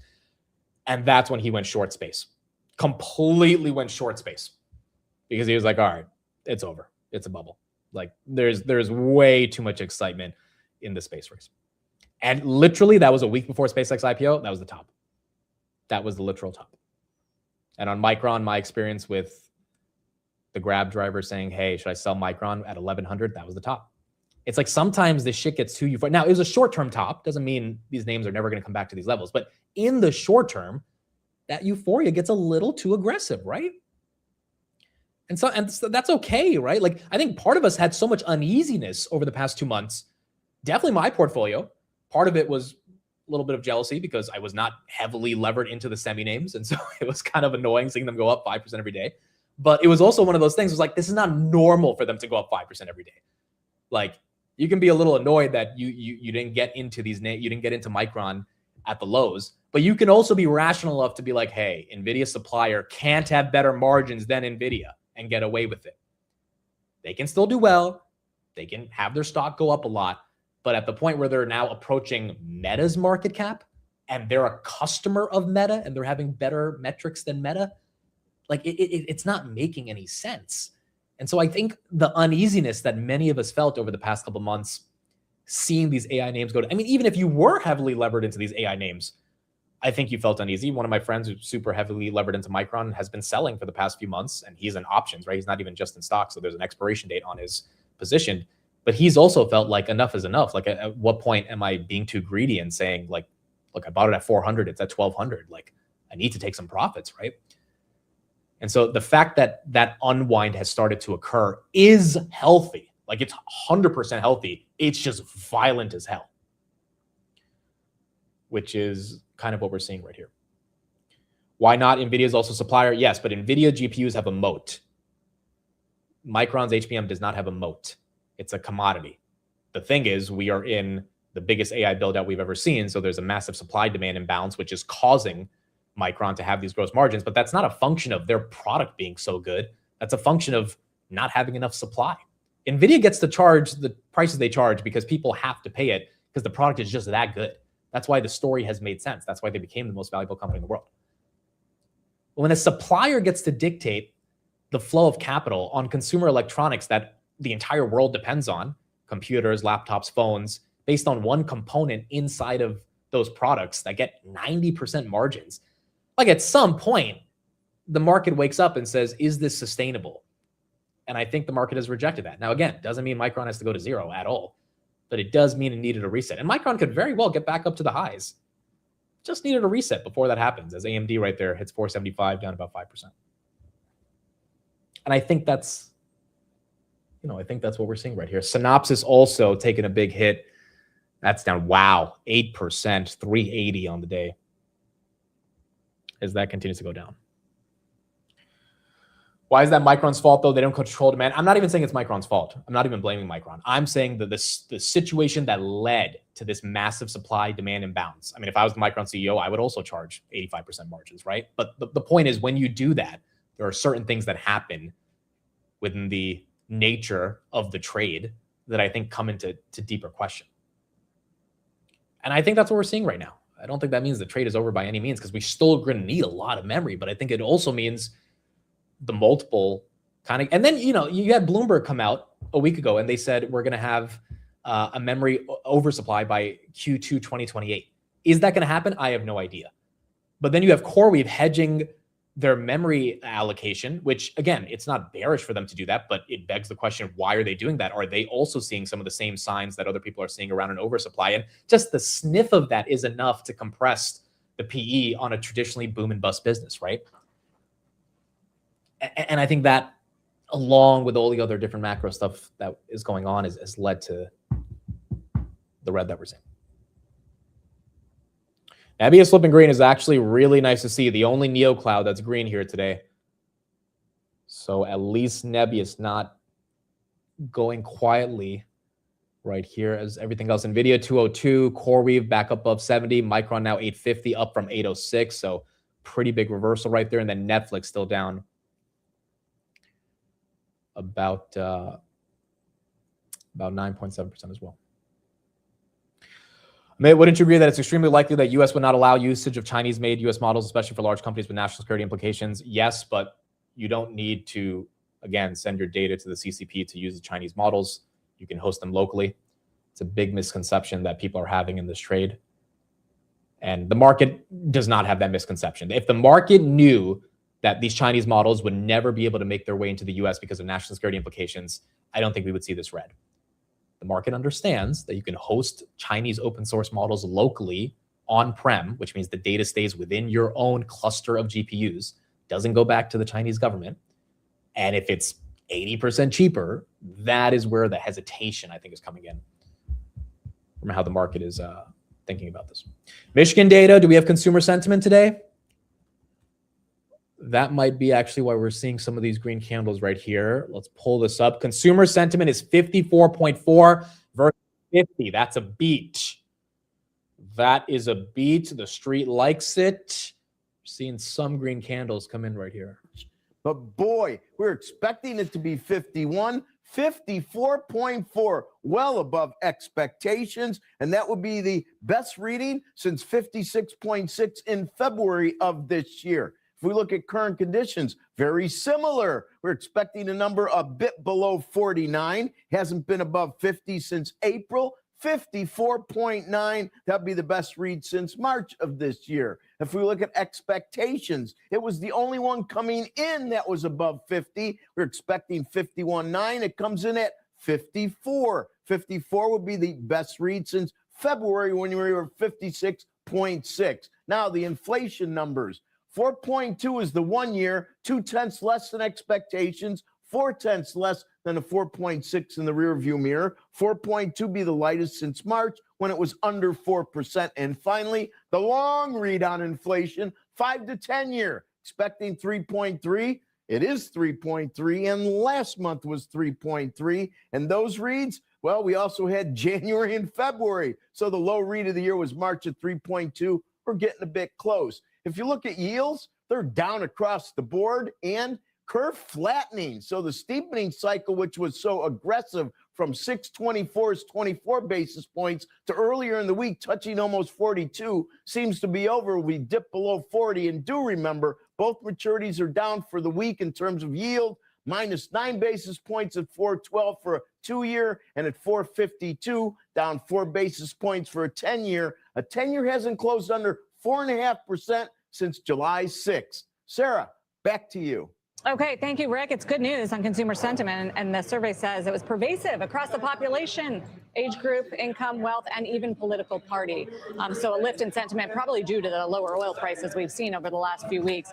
But guys, today I wanted to, with the AI trade very much in focus, the weakness in tech again, look at one of the developing risks around use of cash from the hyperscalers, the Googles and Microsofts and Amazons, the big spenders on AI. I think this chart is pretty stunning from Bank of America, which just shows the 12-month forward free cash flows and just how much of a shift we have seen. The hyperscalers in orange, they're the ones spending on the data centers, billions of billions, trillions of dollars. And where a lot of that money is going is right into the semiconductor companies. Look at how much their cash flow has gone up. But this is, I think, one of the sort of defining charts right now of the AI trade. The problem is, the money is so intense and the scale of the capital expenditures, the CapEx, is so strong that now these companies are relying on the debt markets to finance the AI build out as well. And, that is it could be a risky thing. This chart from Wolf Research, I think, shows you just how much these debt loads are growing because CapEx has now surpassed the cash flows that are on the balance sheets, the cash positions that are on the balance sheets of these companies, whether it's Google, Meta, Microsoft, Amazon, and Oracle. They just keep going up. We'll wait to see what we get in guidance, which is opportunities, and the market loves it. But on the other hand, the debt loads go up as well. They have to rely on external sources for financing, it's been a thing. And so far we do see tight spreads. It's gone okay, but Bloomberg had a report today that some of this debt is underperforming actually, and we're seeing a little bit wider spreads than we had in the beginning of the sort of revolution around AI. So let's watch that. I mean, if the Fed does raise interest rates, this could be sort of a riskier proposition, or if there's any hiccup in the bond market. Yeah, tech has definitely. I mean, that's a good point. If the Fed were to raise rates usually doesn't affect the hyperscalers because, the cost of borrowing doesn't necessarily have an impact on their business. But now that they're all levered up, it might get a little bit more expensive to borrow more capital. So Nebius and Micron flip green on the day, along with SK Hynix. They are the three major semi names that have actually had a green flip right here. Let's see if that's a signal for everything else to flip green. NVIDIA's trying, still down on the day, but 204. AMD still trying at 486, but it's up from 460. Obviously, about, 15 minutes ago, things got really ugly, which is why, hopefully we put in the bottom for the day. If we did, that would be very nice, because then we can at least have some level of a break from what felt like a waterfall sell-off. Robinhood as well, back above 100. S&P 500 also getting a rally from 40 to 746. So you're seeing the S&P come in. So it looks like they triggered the algos at 945. Rock Lab also starting to flip green right here. But not every semi name is necessarily participating yet in terms of flipping green. SpaceX as well, 122, 126. Now, this did happen on Wednesday. Micron went from 890 to 930, and then 930 ended up being the short-term top, came all the way back down to 890, and then obviously fell to 806 today. So the question is, if that was the bottom for today, is this level where it kind of plays out, or do enough buyers come in to kind of really give the momentum and have a full V shape? Or does it kind of flatten out right here? Which honestly, if we flattened out at a lot of these levels, given they're up at least 2 to 3% from the lows, I don't think that would be the worst thing. Qualcomm 164 to 169. Also, I wonder what the piece of news was, if there was a piece of news, or if it was just algo. Well, I guess consumer sentiment. Yeah, honestly, that was probably it. Consumer sentiment was really good. That's why the S&P pumped. Micron and Nebius in particular got a pump when that happened. The rest of these names still trying to flip more green here. Where's Broadcom? Broadcom right here, 370. Yeah, that went even up from 357. Okay, so maybe that 945 time frame, 948, was our bottom for the day, which would be a lot of relief. But I think it's going to take another hour to at least see if that. I mean, yesterday at freaking 230, we came right back down after kind of having the all clear. So towards the end of the day, we'll have a better understanding of what's happening right here. What was the good news? It was likely consumer sentiment being a really big beat, which honestly shouldn't even affect the AI trade. Like, the AI trade is literally based on CapEx or bust. Consumer sentiment has nothing to do with data centers for Nebius or memory for Micron.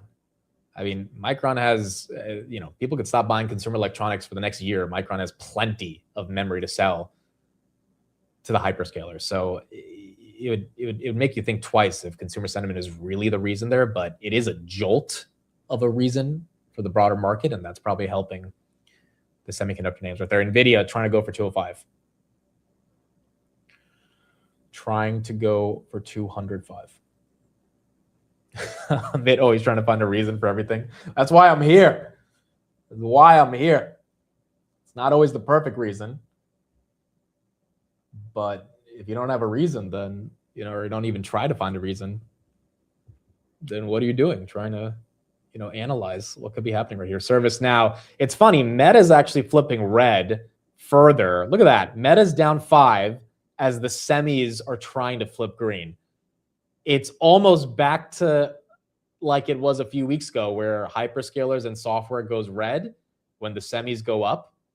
As the semis make a recovery, why is Meta going down? I think it would be because the semis are making a recovery. There's no fundamental reason why Meta should be getting hit right here. Why did it just go from 670 to 630 today? unless the algos have it programmed to be if Micron goes up, Meta goes red. Maybe that's why. Maybe. Cheesecake Factory has had a good run. Yes, Cheesecake up another 3% today, as that's done very well. So I think, look, I think the other broader question here when it comes to, well, let me ask you guys this question. All right, here's a question. Rocket Lab at 150, I think a lot of people would say is euphoric. Was Micron at 1250 a function of euphoria? Put in the chat, yes or no. Micron hit 1250 around the same time Rocket Lab hit 150. Was that a function of euphoria? Or did Micron deserve to be 1250 and Rocket Lab did not deserve to be 150? Because I think there's two sides to the question, right? On face value, Micron at 1250, way more justifiable than Rocket Lab at 150. Because just look at the forward PE on Micron, especially after those earnings at 1250, still super reasonable, still cheap. Whereas Rocket Lab, there is no E because there's no earnings, right? And you could say Rocket Lab was hyped up because of space. Having said that, they both fell at the same time. And they're both in that high beta area, right? Nebius at 298. Was that euphoria? Was Nebius at 298 euphoria? Or was Nebius at 298 justified? Because if Nebius at 298, if Rocket Lab at 150, and Micron at 1254 were a function of a lot of excitement and energy entering into the equity markets, even if some of those valuations you could make sense of, Micron being the easiest one to make sense of given their 4 PE, then what if you need another bolt of euphoria to get those names back to those levels? Like, does Nebius go to 298 again without some level of euphoria? Does Micron hit 1200, 1300, which would be all-time highs, which would again be bigger than Meta, 25% of NVIDIA's market cap without some euphoria? NVIDIA at 240, I 1000% think was euphoria, not because NVIDIA at 240 is not justified, but simply because, like, when it hit 240, like the entire market was going crazy. And NVIDIA is 10% of the S&P 500. You kind of need the market to go up. If NVIDIA is going to go up, NVIDIA can't independently go up without the market. Like, can Micron independently get back to 1500 while all these other names stay flat or stuck? I don't know. Like, logically, yes, because Micron's PE, again, at 1500 would still be super reasonable if you believe that the cycle is very long and that the cyclical boom and bust doesn't typically apply to a stock like Micron or a sector like memory here. But then again, it's still a stock, and a lot of stocks move in unison with each other. Intel at 140, I would say that's euphoria. Like, personally, if you look at the earnings multiple, I would say that was kind of euphoric. Again, Robinhood at 150 was euphoric. Palantir at 200. You had a lot of excitement that was there, and that excitement corrected, and those names haven't been able to get to those levels. The only reason Robinhood, quite frankly, is even close back into the 120s, now it's back at 100, which is not at the all-time high at 150, but at least was getting close up there. Yes, the Trump accounts were important. Yes, their crypto initiatives were important.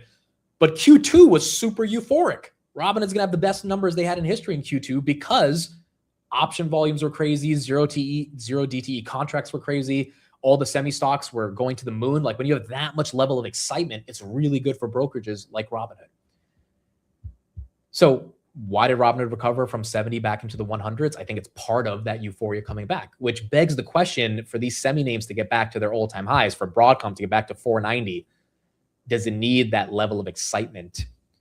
Or do we have to wait years of earnings compounding and the market giving a multiple to those that is more reasonable after those earnings actually come through the board?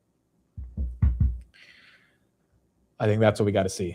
It's 50-50. I see a lot of yeses and a lot of nos right here for Micron. Again, Micron, absolutely function of re-rating on forward PE, but at the same time, given the cyclical nature of that business, that forward PE has now gone down based on, once again, fears of that memory story not being as strong, just like you had fears on all these other stocks, which is why all of them fell at the same time with Micron. AMD right there, 486. That one's now putting in a red candle from 492. So 492, then you got the AMD red candle, Micron 872, then a red candle, Nebius 178, then a few red candles. We'll see if those red candles get worse or if they can kind of reverse from those levels. Synopsys just continues to fall, 376. This stock is down 10%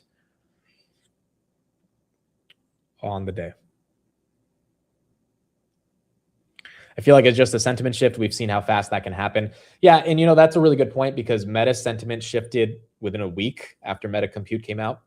So if we get Jensen or just, any high profile figure talking about Kimi K3 is not that big of a deal, yada, yada, maybe that sentiment shift immediately takes these AI stocks back to maybe not their all-time highs, but at least where they were trading a week ago, which would still be a lot better.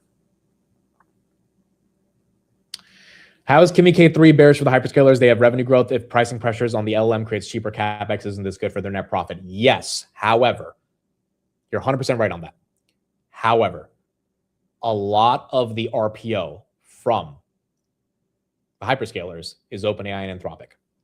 That's part of the reason why they're investing in OpenAI and Anthropic, because they know they're going to get that money back in the form of cloud computing contracts. And that's the fear. Now, again, I don't know if that's the biggest bear case, but if we were to come up with a reason for why OpenAI and Anthropic not doing well is bad for the hyperscalers, even if the overall open source revolution is really net good for the margins for the hyperscalers, especially on their cloud business, it's that a lot of their RPO is rooted in two companies. And that's not really debatable. Like they've disclosed those contracts. It's a ton of it. It's hundreds of billions of dollars. I mean, Oracle itself is, $200-300 billion from OpenAI. So those companies are too big to fail. It's not fun to see this open source thing kind of gut their profit margins, because I don't think anyone really benefits in the AI trade if OpenAI and Anthropic can't do their thing. Having said that, I think there's more nuance of this, and we're finding the bearish reasons today to justify the red, but I think there's more bullish reasons that are lurking. It's just a question of how the market is going to interpret them at scale. Gavin Baker just came out with a tweet about Kimi K3. Let's see what he's saying right here and what the market might be interpreting from this. Kimi K3 may be an important inflection point for AI, potentially negative for Anthropic and OpenAI. Wow.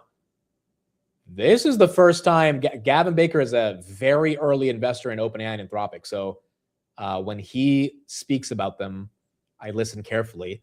And if he's actually admitting it could be critical for them on a negative perspective, it's worth taking into account, while being net positive for essentially every other company in the world. I mean that very literally. Although the real Sputnik moment would be an open source frontier model that was also token efficient, unlike Kimi K3, which is 50 to 70% more expensive to run than GPT 5.6 per artificial analysis. Rationale: a world where there are only 2 to 3 dominant frontier labs with 90% inference margins is net negative for every other layer, while being awesome for those 2 to 3 labs. Those labs would become monopsonies for power, data centers, semiconductors, and hyperscalers, and would obviously vertically integrate over time into all those layers, while also completely subsuming the application and software layers. That's why we had the SaaS apocalypse over the past 2 months. Anything that lowers margins and increases competition at the model layer is good for every other AI player: power, semiconductors, hyperscalers, neoclouds, and yes, even software.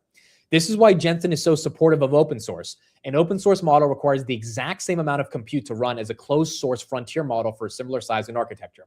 Kimi K3 is roughly the same price as GPT 5.6 on a per token basis, which actually suggests that it is less computationally efficient, as I'm sure that GPT 5.6 is priced to a higher margin than K3. And given that Kimi K3 is a token wastrel, aka token efficient, it is significantly more expensive per task than GPT 5.6 and Grok 4.5, which are much more token efficient. Cost per token and token efficiency are the drivers of intelligence per unit of cost. The winning AI companies will be those that offer the most intelligence money over time. Lower margin percentage at the model layer equals more money at every other part of the infrastructure layer and is a godsend for software. This can happen either through open source models like K3 at the frontier, or having a vertically integrated model open company like SpaceX, OpenAI, Meta, or Google at the frontier.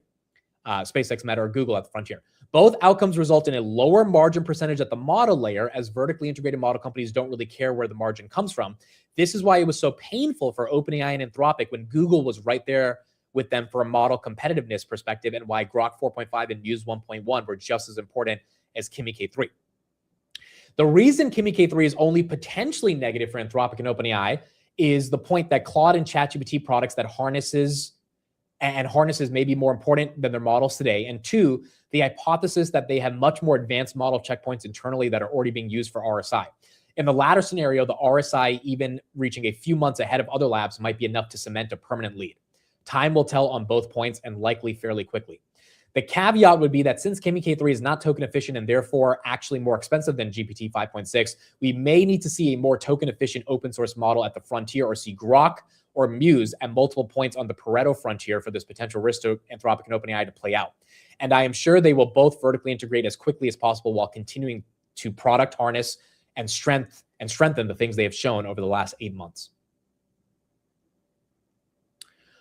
Okay, so the takeaway I get from that, I'm not going to lie, I don't understand every single argument that Gavin Baker is making right there. I'm going to have to read this a couple more times to fully get it. But the software stack and the infrastructure stack will have additional margin to charge when it comes to the CapEx build out if the model layer has less additional margin to charge. The reason they're going to have less additional margin is because of obviously open source models being cheaper on the cost per token. That's bullish AI. That's bullish the broader AI trade. That's bearish the models, as Micron and Nebius hit a high for the day. Nebius 181, Micron at 870. Now, the part that I think Gavin Baker does not talk about is that if it is theoretically bearish for Anthropic and OpenAI, what does that mean for the spending commitments of Anthropic and OpenAI? Maybe his argument, reading between the lines, is that if Anthropic and OpenAI can't spend the money that they're supposed to be spending on all this CapEx, the other companies will.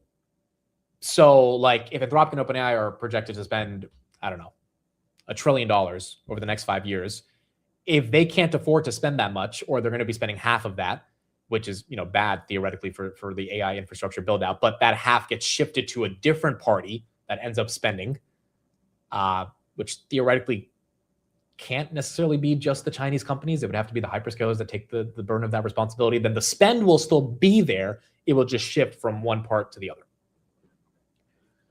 which is a bit more risky to speculate on. But at its core, I think what Gavin is saying is that Palantir is going to benefit, ServiceNow is going to benefit, Salesforce, Adobe, all those software stacks are going to benefit if the token layer gets significantly cheaper. And then, yeah, the hardware stack should benefit as well. I mean, like, there shouldn't be a difference between how the hardware stack is interpreting this question, because the spend is going to be there. It's just Anthropic and OpenAI that end up getting hit. Yeah, that's true. Meta and OpenAI we're so close to getting 10% of AMD if this thing got up to $600. What does that mean for Oracle? Well, Oracle should theoretically still get a ton of RPO by companies that are spending on data center and compute, because that's what they provide. But they are heavily levered towards OpenAI. That's the part that a lot of these high-profile managers aren't talking about, including Gavin Baker. I would love to get the perspective on, hey, OpenAI and Anthropic have committed a lot of money to this build-out. If they can't make a margin, or if they get gutted by Meta with Muse Spark 1 or Grok 4.5 or Kimi K3, and let's say they still grow, they still make money, but, like, you know, it's not this type of significant growth you need to justify the spending commitments. What happens to those commitments? And do those commitments shift to other companies that are growing at that rate, if those companies even, you know, need to justify the spend? Like, that is the one question that many of these high profile, and I think a lot of them have investments in Anthropic and OpenAI. So, you know, even Gerstner, right? Gerstner has not really talked about it. Gerstner was asked about it on the Olin podcast the other day, and he didn't have an answer. The OpenAI chairman, Brett Taylor, was on CNBC yesterday. They asked him the exact same question. He did not have an answer for where the spend goes if the token costs plummet as aggressively as they do, which, again, bullish software, theoretically bullish the AI stack. It's just those spending commitments, if those get hit, you know, when they go public, how is the market going to evaluate what OpenAI and Anthropic actually want to spend? And again, I agree, NVIDIA is not a fan of their chips being competed with, which is, like, NVIDIA didn't have to put out an open source model. They didn't have to. They could have, you know, NVIDIA has a lot of pull in the enterprise. There's a reason they're partnering with Palantir. They're trying to get more adoption of those open source models. They don't have to do it. They could have just supported Anthropic and OpenAI. But as soon as Anthropic and OpenAI just started making all these side deals with all these other, I mean, even and by the way, Jensen absolutely was pissed the day that AMD and OpenAI made that 10% deal for, you know, if AMD gets to $500 or $600, OpenAI gets 10% of them. He went on CNBC that morning, and you could just tell, based on how he sounded on that deal, that he was not happy that one of his biggest customers that he's been supplying chips with for a long time, decided to partner with one of his biggest competitors. This is, I think ever since that day back in October, he shifted his mind and started to think, all right, how do I make sure I'm competitive on the model layer to make sure they remember they have to buy chips from Jensen? Chunk of their company to be able to be a partner with OpenAI and sell them some of their goods. Is that how you read it? Yeah, I saw the deal. It's imaginative. It's unique and surprising. Considering they were so excited about their next generation product, I'm surprised that they would give away 10% of the company before they even built it. And so, anyhow, it's clever, I guess. Yeah, It's clever, I guess. I mean, you could just tell, bro, just his body language. He's just like, what the? Like, these guys really went behind my back and took a 10% deal of AMD?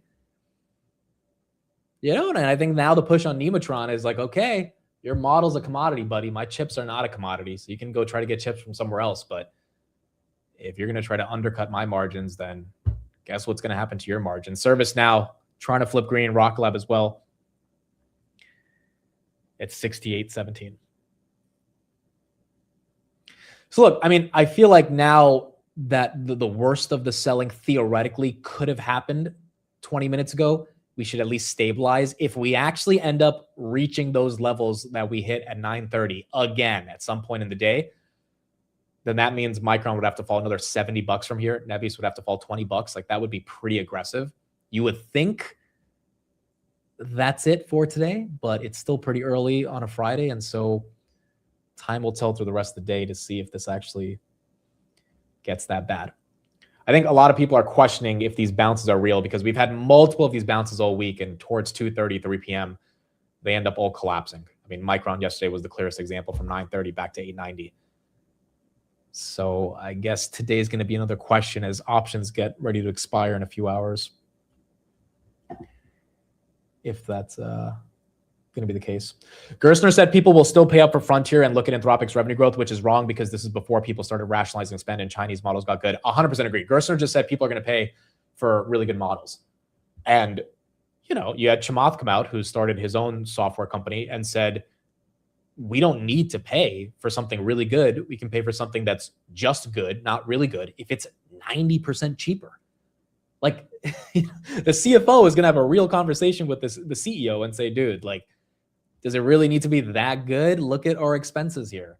Like, and if we're not getting the ROI from it being that good, which so far, we're still in the discovery phase of how valuable the return on investment is from these AI models. We've heard multiple companies, whether it's Uber or Microsoft, come out saying, look, we're going to keep spending on tokens. We just don't know exactly how to rationalize the type of spend or the amount of spend, but the spend is, the genie's not going back in the bottle. We absolutely will keep spending, but we're trying to figure out the logic behind our spend. What use cases in our enterprise, Jamie Dimon was talking about it yesterday, right? Saving on SG&A costs in a bank. Like, well, what are we actually saving on that requires us to be AI native? And if we don't fully have an answer to that yet, we're not just going to pay for the best of the best. If, something is significantly cheaper and it's theoretically pretty good still, even if it's not, Fable 5 level good. And so again, that, just brings more questions into the picture.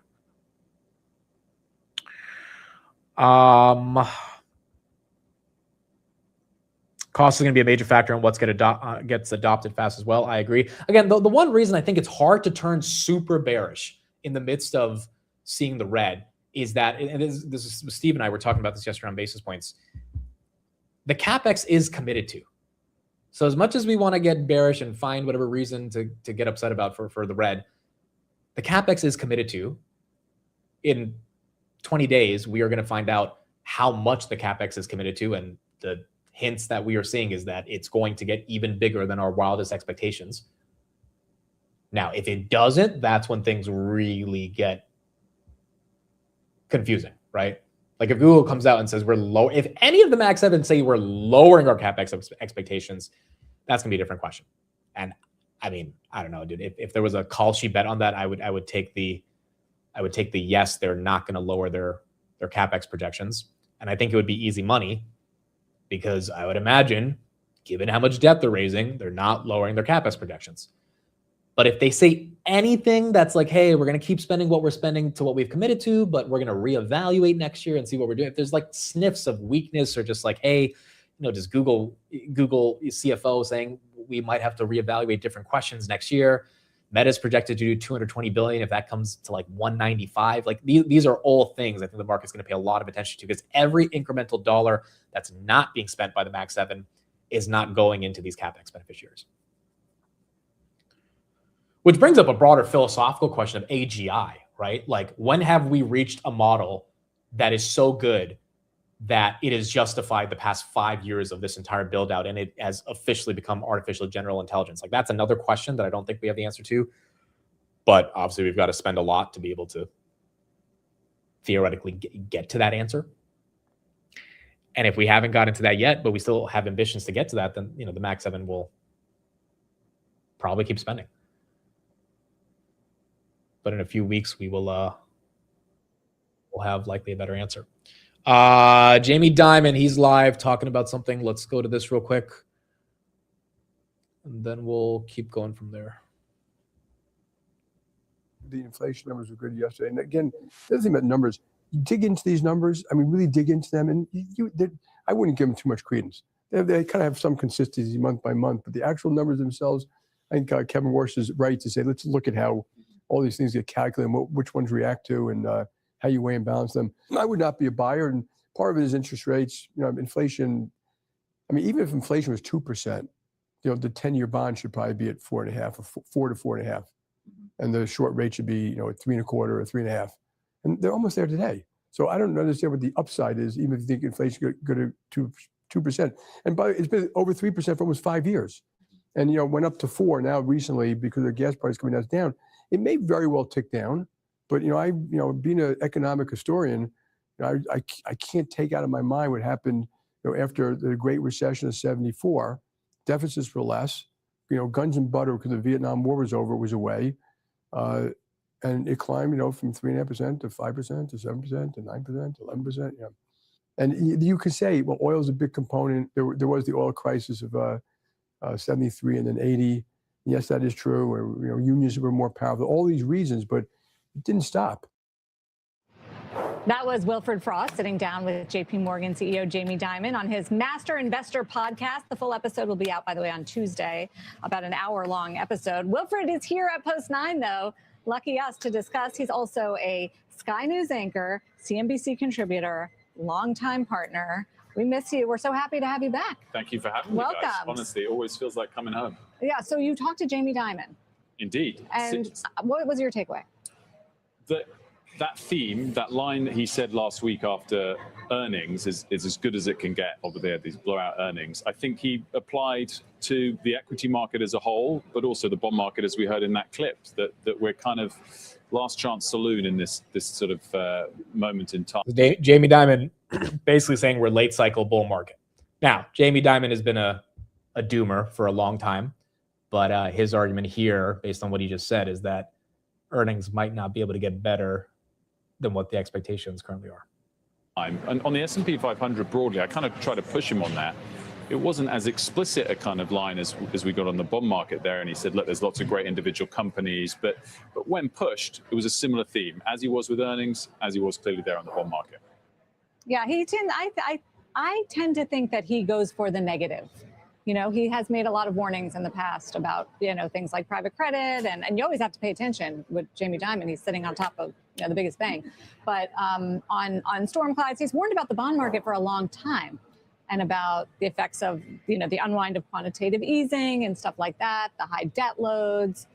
Some of it's come true, not all of it. Yeah, for sure. I think that there was a particular moment in time, I think, with that big call on bond markets a few years back, because no one quite expected COVID to come around. So I think that undid that pledge a little bit. Look, on top of that, we talked a little bit specifically about the SpaceX IPO. I pushed him a little bit on the valuation there, and then on the long term as well. As you said, I had 60 minutes with him. I've interviewed him 6 or 7 times, but never at such length. You've interviewed him 67 times? 6 or 7 times. 7. Sorry, 6, 7. Yes. Yeah. Lots on leadership.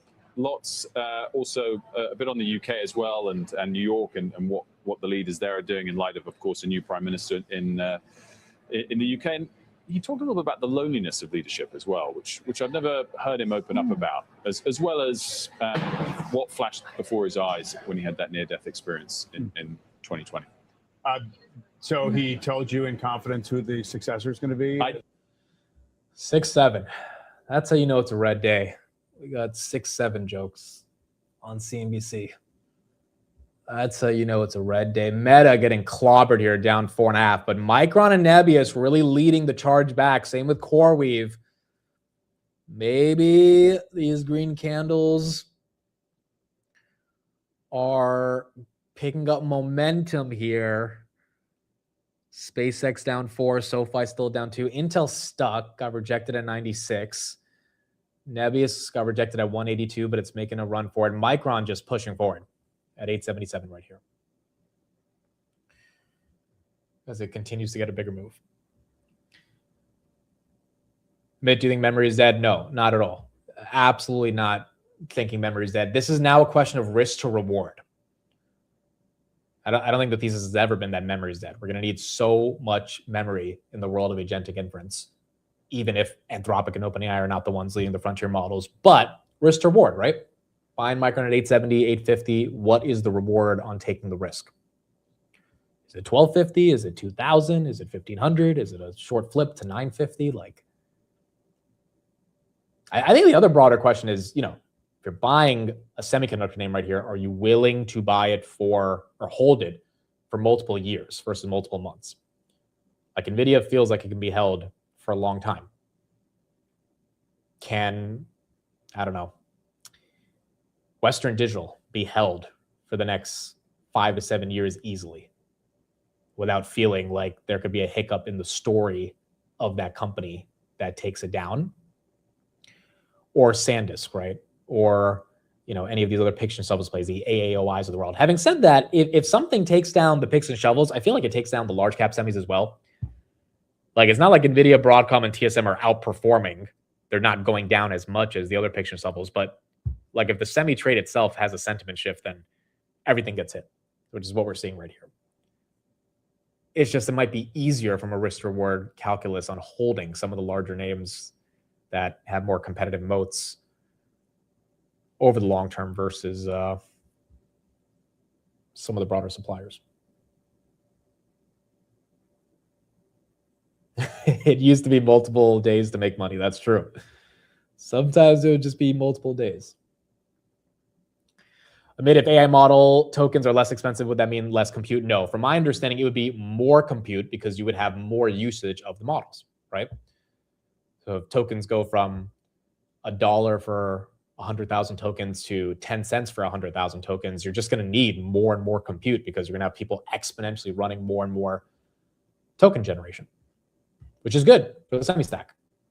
But once again, it's not good for the frontier labs, and the frontier labs are kind of the linchpin of a lot of the trade so far. Which is why, Dario, Altman, they kind of need to come out and say something about that concern, because these guys are the ones that want public capital. And when they go public, this is going to be their number one question, is their spending commitment versus their ability to generate a margin. And unfortunately, when you have OpenAI going after home speakers, it really, makes you question, all right, have these guys basically decided that they know the model is a commodity and they need to figure out how to put ChatGPT in some other manifestation of a device that could generate money? And if it's not an API at this point, it's a consumer hardware product. And that doesn't give you a lot of confidence because, you might not think that there's any value there. Sam Altman tweeted there yesterday, "We did not have our best 12 months ever, which is mostly my fault, but we are about to have our best 12 months to date. The team is doing amazing work, and I think you'll be very happy with what they've got cooking for you. I'm happy about this for many reasons, but mostly because I care about our users winning. AI has to be about giving lots of people more freedom, agency, and wealth. We want to do the right thing, but we do not want to scare people into doing our thing." I don't even know what that last paragraph meant, speaking very vaguely, but he is admitting we didn't have our best last 12 months. And there have been a lot of things that, just even on the revenue growth side, Anthropic has smoked OpenAI in terms of actual ARR growth. Then you've got the Apple lawsuit. Then you've got Sora, that was a failure. They wasted God knows how many billions on GPUs to run AI manufactured videos that no one was watching. Like, so those things are coming into question when the trade gets come into question because OpenAI and Anthropic are just so big. But the open source revolution in of itself shouldn't stop the trade entirely. Tesla back above 380, recovering from 375.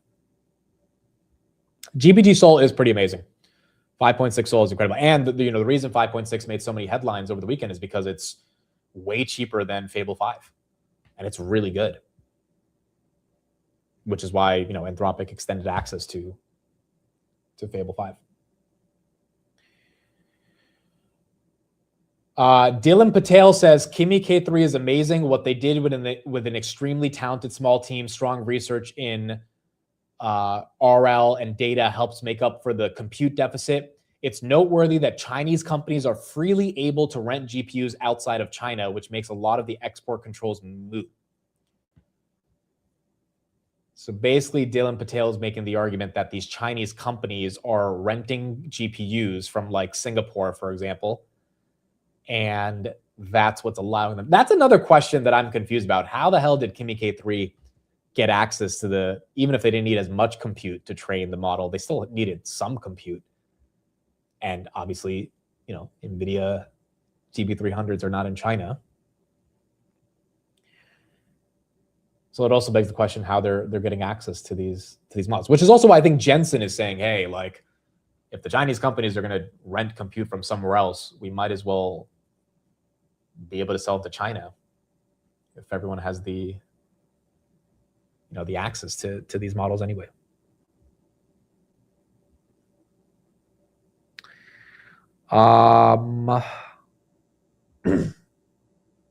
Iran still getting hit. That is correct. Iran 33.59.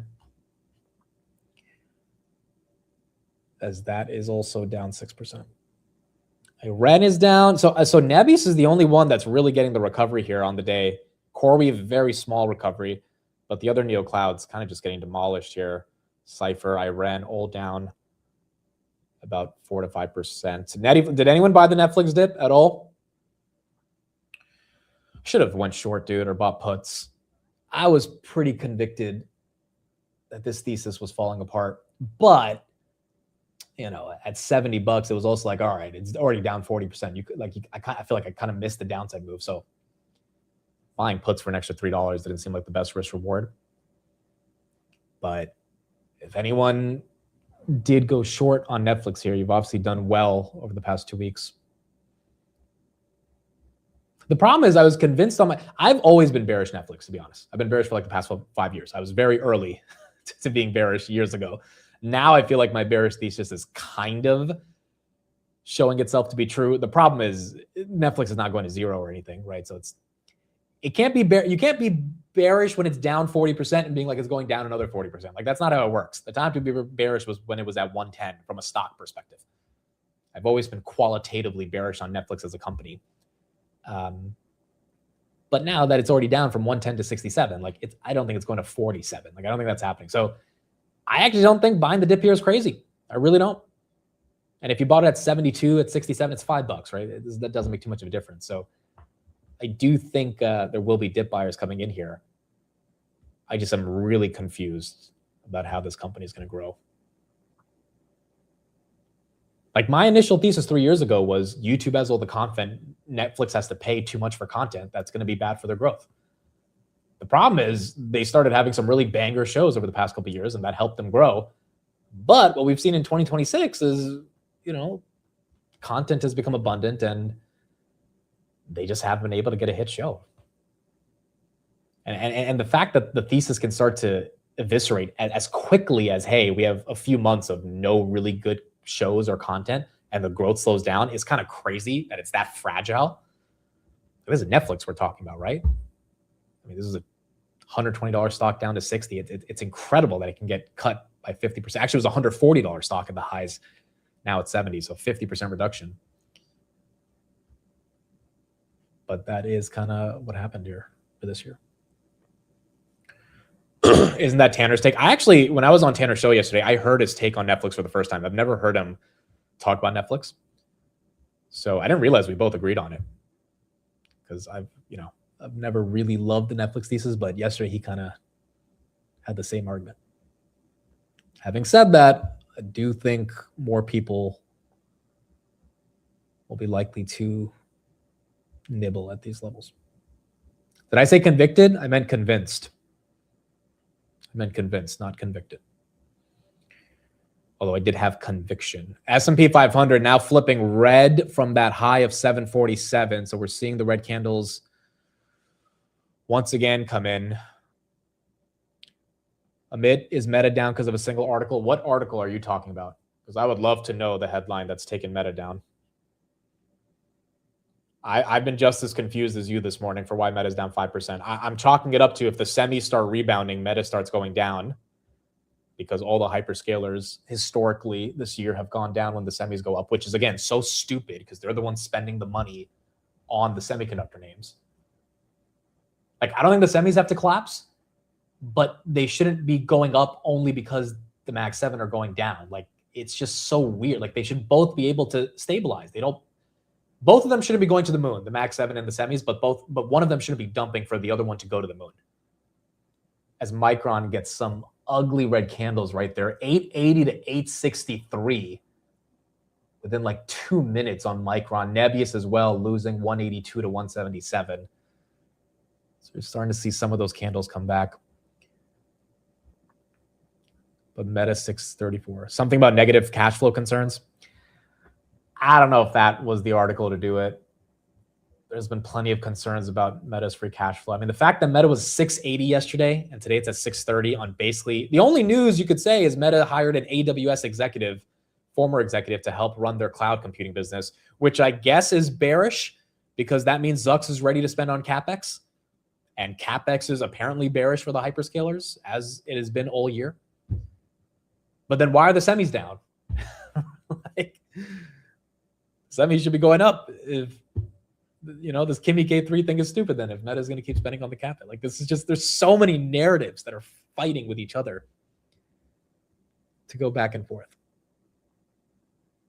Either CapEx continues and semis are the winners, or CapEx ends and hyperscalers return capital to shareholders. That is why the market is picking one or the other at a time. But the reason that's confusing is because the hyperscalers are spending the CapEx to grow their business, and the market's supposed to be forward-looking.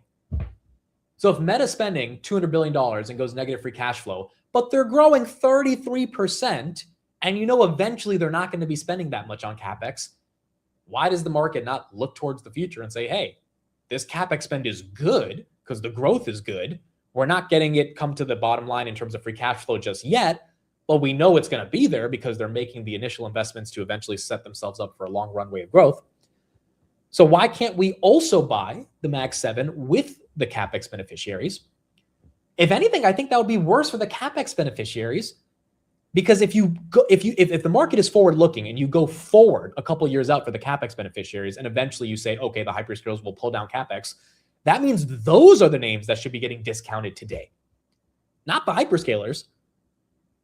And this whole year, the market has been discounting the hyperscalers for something that is going to set them up for sustainable growth to bid up the names that are getting cyclical growth, even if that cycle is a lot longer than what people think. Which just feels like, it doesn't have to be one or the other. It feels like they should all go up, they should all go down because they're all intertwined with each other. But the market has been so violent in picking one sector over the other that makes it pretty confusing, for how a lot of this price action has played out this year. But I think we are seeing that narrative flip, given the semis have started to come down a little bit more. If they increase spending, the market worries about their ROIC. If they stop spending, the market worries about their future growth. That's the paradox here. But okay, the problem here is if they increase spending, the market is right to be concerned about return on invested capital. But there's a reason Meta's growing at 33%. There's a reason Google's growing cloud at 63%. There's a reason AWS finally reinvigorated growth from 20% to 30% for the first time in 4 years.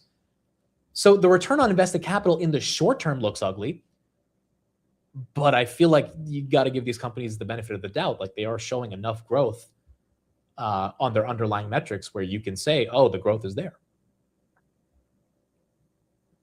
But, the market has just completely discounted that all year. So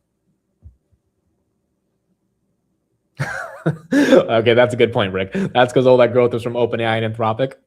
That's actually funny. That goes to the point that we've been making all morning, right?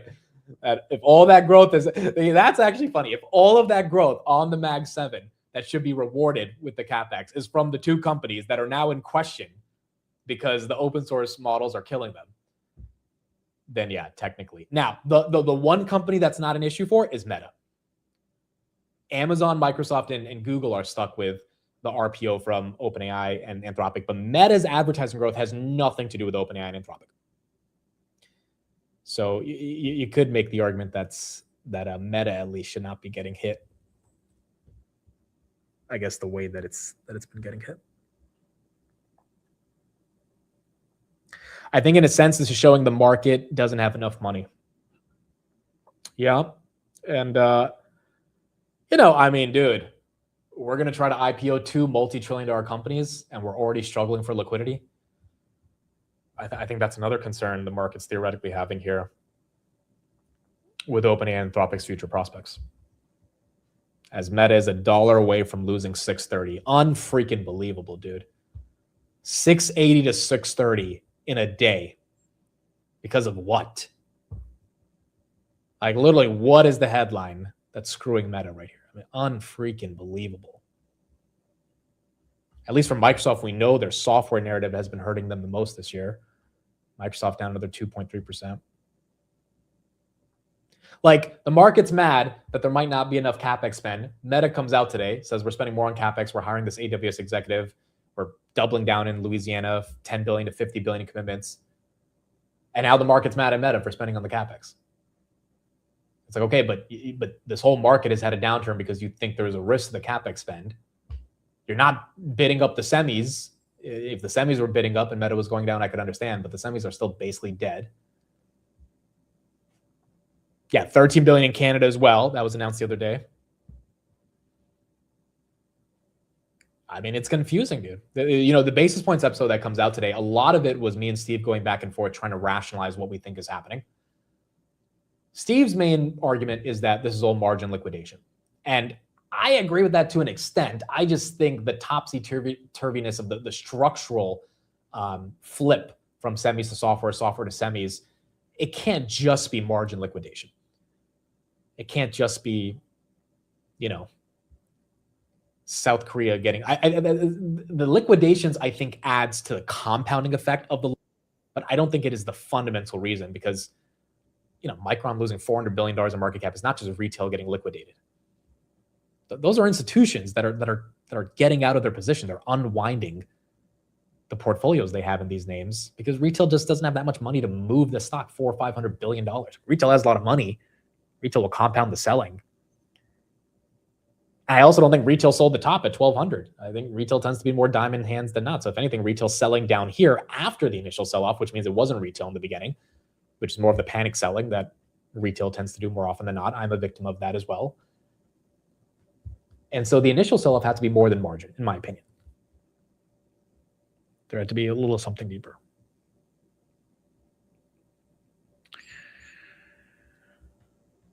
Meta was 540 20 days ago. That is true. It's just I think people thought the narrative changed. Meta is reversing from earlier this week when they were building data centers and were taking Nebius, CoreWeave, et cetera, market share. Yeah, but they're still building the data centers. And Nebius and CoreWeave also went down. This would make sense if Nebius and CoreWeave were up and Meta went down because the market flipped its mind and said, actually, Meta's not taking any market share from Nebius and CoreWeave. But Nebius and CoreWeave are in worse corrections than Meta.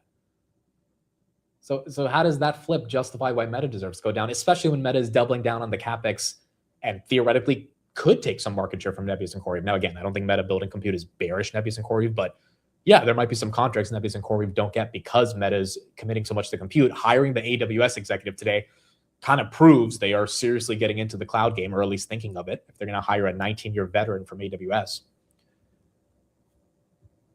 Which should signal a decline in Nebius and CoreWeave perceptually and an uptick in Meta. But that's not what you're seeing. NVIDIA right there, 203.70 as that continues to get hit. Let's get an update as well on Netflix right here. get a little bit more analysis on why the stock is getting hit. Growth, which was, going to be 12% for the year ex currency. They're going, that's going to be single digits pretty soon. And so they're literally just looking at this company as like, this is based. Two people have already texted me saying, this is now a legacy media company and like good luck streaming instead of the old good luck bundle. I mean, people are just, this is what it feels like peak bearishness. People just don't believe that there is growth left in streaming, which I think is fundamentally incorrect when you look at this, especially on the advertising side and how fast that ad business is growing, how early it is. But honestly, Melissa, there's no way to disprove it other than just time. And investors right now have no patience for this company, and they're just puking it. Do you think that's the right thing to do, Rich? Or do you say, no, with peak bearishness, the stock down an additional 9% on top of being down 40% or 30% going into the quarter, you buy it? You do. I mean, this is when you find the bottom, right? Is like when you see everyone who literally, there is just hatred and everyone is going, there's no belief. I mean, think about it. They're growing revenues at 12%. Margins are expanding meaningfully. They're buying back a lot of stock. They have true conviction in how big Greg Peters said it right on the call. We are still very early in our growth as a company, but investors don't care. And so that's the opportunity. The company's buying the stock. They believe. And I think this is now going to become a show me stock over the next year. They have to prove that there is growth. And, one thing that isn't really being talked about, there is less competition. Hulu's basically being sunset by Disney.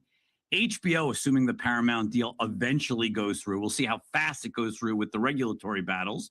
But eventually HBO is going away and is going to be folded into Paramount Plus. And so the competitive dynamic is actually becoming a lot easier, I think, over the course of the next 18 months. In terms of how many different services are out there. But again, none of that matters today. Right now, it's just... I don't think that makes sense. Just because streaming services are bundling up does not mean the competitive dynamic is changing. If Warner Bros. And Paramount are joining together and all their content is going under one platform, yes, there's less streaming services, but there's more content on one of them versus the other, aka Netflix, which is the whole reason why their growth has slowed down. I mean, from just logically, they're not attracting as many subscribers or having as much engagement because they don't have enough content. I don't know what else could be the reason. They have more content, they have more growth. So I don't think it's as simple to say the streaming competition is slowing down. The bundling just means consumers have less choices on what to pay for. That doesn't mean they have less choices on content by any means.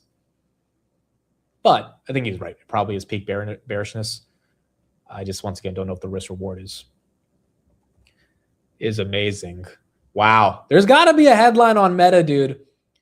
There's got to be something. 5%. This is worse than every other Mag 7 today. Right? Yeah, dude. This is like double Microsoft's decline, double Tesla's decline, double NVIDIA's decline. Even Google, which had that horrible headline about Gemini 3, that's only down 2% today. What the hell did Zucks do?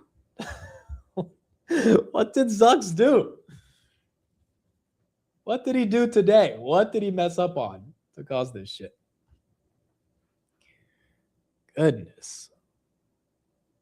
Goodness. I bought Meta. That's why it's going down. Reds, you're hurting us here. You're hurting us. Traders are rage quitting. Well, they're definitely rage quitting Meta aggressively.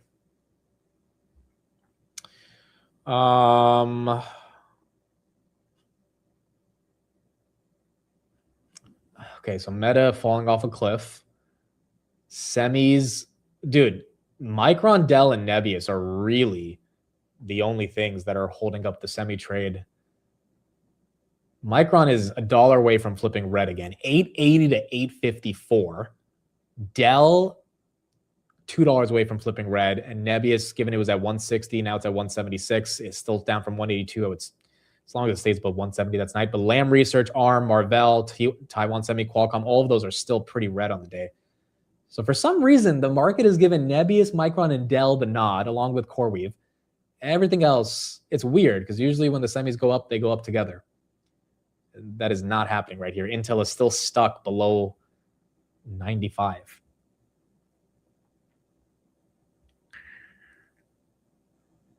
feel like it's retail fatigue.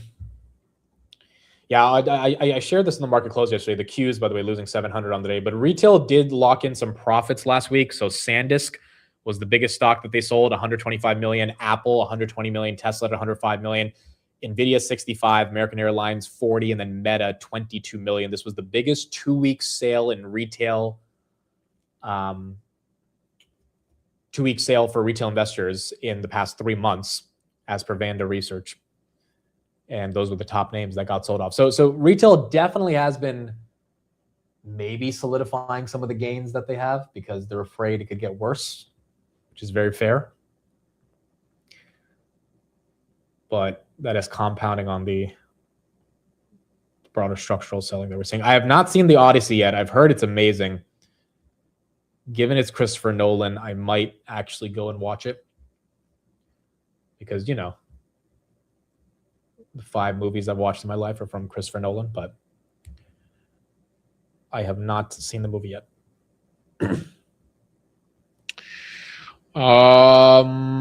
SoFi still hit. SPY still hit. Netflix 65 to 68, so you're having some level of move there. It's 3 hours long. Okay, never mind. Why would they make a movie 3 hours long? Like, do they not realize people have a life? 3 hours? I almost fell asleep during Oppenheimer, dude. I remember that. That was the one movie I went to watch after. The last movie I watched before Oppenheimer was The Joker in 2019. And so Oppenheimer, I was like, I got to watch it. By the way, I saw the Barbie movie as well, like a few months ago. Horrible. I don't know why that movie got so much praise. Like, it was so bad, dude. Just like, this is not a good movie. Like, I don't get it. Made $1 billion at the box office. I'm like, okay. It was really bad in my opinion. Like, it was not a good movie. Oppenheimer also, I'll say, was really bad. I don't care what anyone says. Oppenheimer sucked. I don't care. So before anyone says I'm sexist for thinking Barbie was a bad movie, Oppenheimer sucked. It was too long, and they didn't even show, you know, the actual scene that they needed to show to highlight how devastating the nuclear blast was. Like, the end of the movie, I thought was just horrendous, and there was so much talking in the middle of it. Like, they could have gutted at least an hour and a half out of that movie. I thought it was horrible. I really thought it was horrible. So both those movies, and that's what I'm afraid about Odyssey, dude. If Odyssey is the same as Oppenheimer in terms of how long it is and all that stuff, that's not gonna be fun. I don't have a TikTok brain. It's just, even Wolf of Wall Street, as much as I love that movie, they could have cut 45 minutes from it, dude. It did not need to be 3 hours. Like, there's some iconic scenes in that movie, but there's some scenes where it's like, dude, we can cut this out. Like, doesn't need to be this long. Okay, Apple, let's get an update on that. Apple officially becoming the largest company on the planet. I have not seen Obsession yet, or that other movie that came out recently that was called Back Room or something. Yeah, Back Rooms. Yeah, I haven't seen that yet either. 39% for hyperscalers like Google. That lighter spending model lets Apple lean on Google's models and cloud capacity, essentially using Gemini to drive a new hardware replacement cycle and faster services growth, all while keeping the customer relationship and preserving cash for buybacks. But Apple, it is still fighting its own AI talent war. The FT reporting that they've sent legal warnings to 40 former employees now at OpenAI as it builds its trade secrets case. But the market doesn't appear concerned by Apple's AI talent exits, instead really rewarding them for controlling distribution without carrying Alphabet's CapEx burden, hence this record run in Apple shares. Guys? Meantime, Mac, there's this piece in the FT about Apple reportedly sending legal letters to former employees who are now at OpenAI, another signal that they are taking this IP issue pretty seriously. They are. And in those letters, according to FT's reporting, it's directing them to preserve documents and asking that they meet with Apple's lawyers, really as it builds up this trade secret case. But what I will say, Carl, is that Apple frequently sues former employees, especially over accusations that they've downloaded Apple files on their way out the door. Apple's able to see that because it controls employee devices. And when you look across the last decade, Apple's referred at least 3 former employees who allegedly took files to the FBI for criminal charges. They sued an employee, went to Chinese rival Oppo. So this isn't out of character for them. And we're talking about, at least according to that lawsuit, 400 Apple employees now working at OpenAI. Keeping our eye on that and on all of Sam Altman's tweets lately. Mac, thanks. I'm Mackenzie Sagalos. Also in the tech space today, China's Moonshot AI unveiling its latest AI model that ramps up competition with OpenAI and Anthropic. Our Kate Rooney watching that one and answer the question, maybe, Kate, if we're in this Kimi moment as opposed to a Deepseek moment. Yeah, exactly. Yeah, similar maybe to the Deepseek moment, Carl. Yeah, the model out of China that we're talking about has been causing new jitters in the tech space. Chinese startup Moonshot behind this one. It claims to be closing the gap right now with some of the leading U.S. frontier labs. It says that it surpasses versions of OpenAI and Anthropic's models on some benchmarks, but it still does trail the very best versions on overall performance. Bank of America, talking about this in a note this morning, calls it a step change gain for flagship Chinese models, raises the capability ceiling, as they put it, for China. Wells Fargo also chiming in on this, calls it an incredible feat, talks about stocks having their next Deepseek moment today. That knee-jerk reaction we're talking about, they say, is questioning whether all of this CapEx is worth it when China is just replicating all of this for a fraction of the cost. The news is weighing more on the picks and shovels in AI. Take a look at NVIDIA and some of the chip names as evidence of that. It is a more muted reaction, though, than what we did see with Deepseek.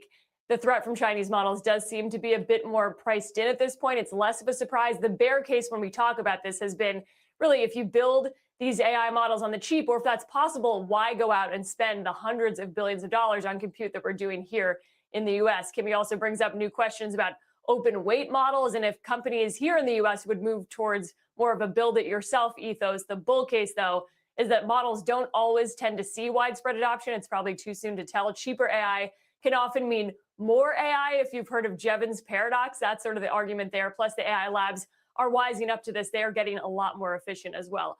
Wells Fargo also did pour some cold water on this being any sort of a cost breakthrough, points out that cost per intelligent task is just under $1, and that is only slightly cheaper when you look at OpenAI's ChatGPT 5.5. This is also a geopolitics discussion as well. Former White House AI czar David Sachs, talking about this on Twitter, X this morning, says the performance of Kimi K3, that model, is concerning. He also criticizes some of the growing calls for AI regulation here in the U.S. He says this is how you lose the AI race. The rest of the world won't play by our rules if we bog ourselves down, guys. You know, it's a shame on days like today that OpenAI and Anthropic have not gone public yet, because you do wonder what the reaction would be. You know, yesterday, Kate, when you brought on Brett Taylor, the chairman of OpenAI, one of the things I was asking him about was token costs, because isn't this just another signal that token costs have to come down? And that's going to pressure margins for Anthropic and OpenAI, just as they are about to go public. It is definitely some evidence, Sarah, in that bucket. And also those that would argue the falling cost of all of this and token costs coming down is a threat to OpenAI and Anthropic. There's a question over if their revenue has peaked because more enterprises are wising up to the cost discussion and not willing to spend at all costs. We're seeing that, more evidence of that with CEOs and CFOs in the Valley, especially who are saying, wait a minute, we have blown through our budgets and it's only July when we talk about AI. The other side of it, and what the AI labs have argued, is that it is worth it to spend on the biggest model because they're measuring outcomes. That if you spend more for the best version of this product, it's actually going to make a lot more sense. And Sam Altman with Julia Borstein, I guess that was last week in Sun Valley, talked about that too. He said, we're competing on price now. And it seemed to be a shift from Sam Altman, especially. I mean, the fact that he was leading with price in this and not just saying, we've got the best model, I think says it all, that he's very much aware of that cost pressure. Yeah, it is interesting to see how that tone has shifted even in the last couple of weeks. Kate, thanks so much. A lot to watch this morning. That's okay, Rooney. Let's talk more about the weakness in tech and the broader market with Max Kettner this morning. AJ. All right. So what she just said is exactly what we've been talking about, folks, for the past 2 hours now. as Palantir is trying to get a little bit of green right here, which is the concern around CapEx because of these Chinese models. Sam Altman's acknowledgement of, having to do different things because token costs are going down and their margins as a result are going down. Dario, Anthropic, has not really come out yet and said it, but I mean, them extending Fable 5 Axis is literally admitting that they need to create a reason to keep you hooked onto their model, because you might just go to another one. And, once you like a model, you don't really have to go back to another one. The switching costs are just so easy to do. That, along with this Kimi K3 thing, seems to be the perfect recipe, along with oil back 80. And that's it. That's your logic for why shit's hitting the fan today. For Meta, again, if Meta is getting hit because they're committing more to spending on CapEx, then it's the same story we've had all year. That you spend on CapEx, you get destroyed. You don't spend enough on CapEx, the whole trade is over, you get destroyed. It's a catch-22 for a name like Meta. Isn't that a signal to load up on Palantir? That theoretically is a signal, yes, to load up on software. Palantir, I think, will be the biggest beneficiary. The problem is, if the AI trade erodes, the high beta nature of a Palantir, of a Reddit, which went from 200 to 180, for example, they get hit because, they're in that high beta bucket, even if they're software companies. And then if the broader sentiment around the AI trade goes down, the market goes down, which means it takes down all the software names with it, even though the software names should benefit the most. That's the thing. We've seen a rotation from software to semis violently in April and May. We have not seen a rotation from semis to software. We've seen a lessening of the pain on software, even if semis have, been hurt more violently. But we haven't seen Intel goes down 30%, ServiceNow goes up 30%. We haven't seen that, which is exactly what we saw in the month of April for the software names. And so, yeah, I think that is a sign to load up for the long term on software. But if you're expecting the short term software outperformance, I mean, we just haven't had evidence yet. If we did have evidence of that, Microsoft would be, at least in the 420s, 430s, even though it's got the data center component that could bring it down, like the software part of the business, if it's not dead anymore, if the narrative has changed from software, that should go higher. So once again, it's just confusing. We have a ton of narratives to try to grapple with. Yeah, things were pretty bad before Kimi K in terms of sentiment. And we talked about Kimi K yesterday. We brought it up and I was like, okay, here's a story. It's important. And my analysis yesterday, if you watched the market open, was the exact same thing we spent all day talking about. Hey, this company's only worth 30 billion, Anthropic's worth $1 trillion. That might bring into question some of the spending. But I didn't think that would be the frontline mainstream news today as the justification for the sell-off.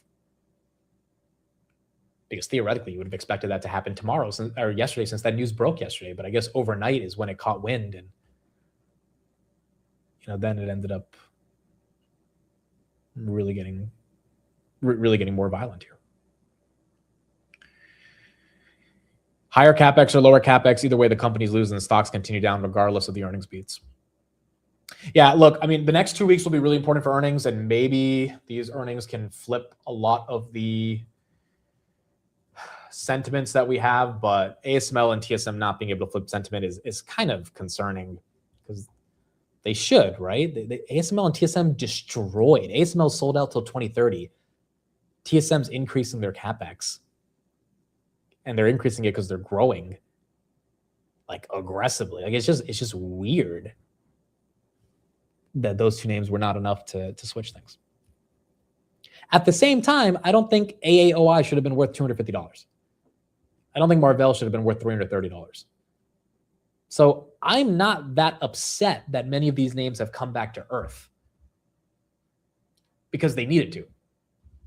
But the problem is, these names coming back to earth is the market interpreting the entire trade being done, or the market taking down the Max 7, which once again were the ones that got hit the most when the trade was going to the moon. So now as the trade is coming back to earth and the Max 7 aren't getting any level of momentum outside of Apple, is also kind of weird. But if this is the new normal, where SanDisk is only up 411% year to date instead of 750%. This is kind of crazy, dude. I just realized SanDisk is up 411% this year. This is why you can't cry in the casino. Oh, you bought a stock that was up 800% year to date, and now as it went down, it's only up 400. Boo hoo, right? Like, who's going to be crying for you? No one. At the end of the day, it's just like, yeah, you shouldn't have bought something that was up that much, right? Like that's something everyone has to take on the chin if you got levered into those names aggressively. The bigger issue is, does Marvell get back to 330? Does SanDisk get back to 2300? I think it was that. Does Bloom get back to 330? Like all these massive levels that, obviously felt a bit euphoric. Do those names get back there easily? Do they take 5 years to get back there? Take 5 months? Is sentiment going to be, were those the literal top? Were those the short-term top?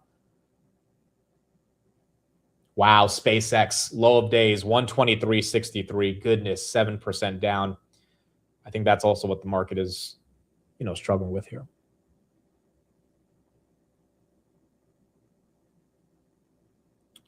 Any news on Meta? Unfortunately, there is not any news on Meta. Chamath just tweeted.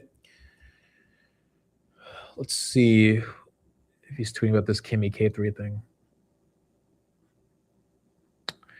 I mean, kind of the same thing we've been saying, right? He says, Gavin is right. This is positive for everyone except the closed frontier labs. Once again, if it can be positive for everyone except OpenAI and Anthropic, that's cool. No problem. I don't have any OpenAI and Anthropic. Quite frankly, I don't really care if those companies go to zero. The problem is that those companies have so many investments in the Mag 7 and all these other CapEx beneficiaries and long-term agreements, et cetera, that you can't just say, oh, you can't be like, oh, it's bad for Duolingo, but it's good for ServiceNow, right? Like, oh, Duolingo is a software company, ServiceNow is a software company. AI, Siri, AirPods are bad for Duolingo, but it doesn't affect ServiceNow. It's like, okay, that makes sense. But in this scenario, you can't say it's bad for OpenAI and Anthropic, it's better for everyone else, because OpenAI and Anthropic affect everyone else, right?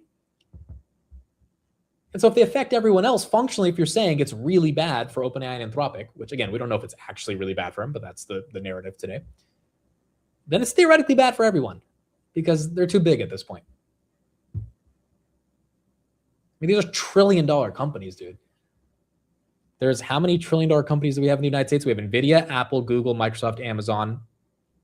I'll just put TSMC and Broadcom up there as well. That's 7. SpaceX is 8. Meta's 9. Tesla's 10.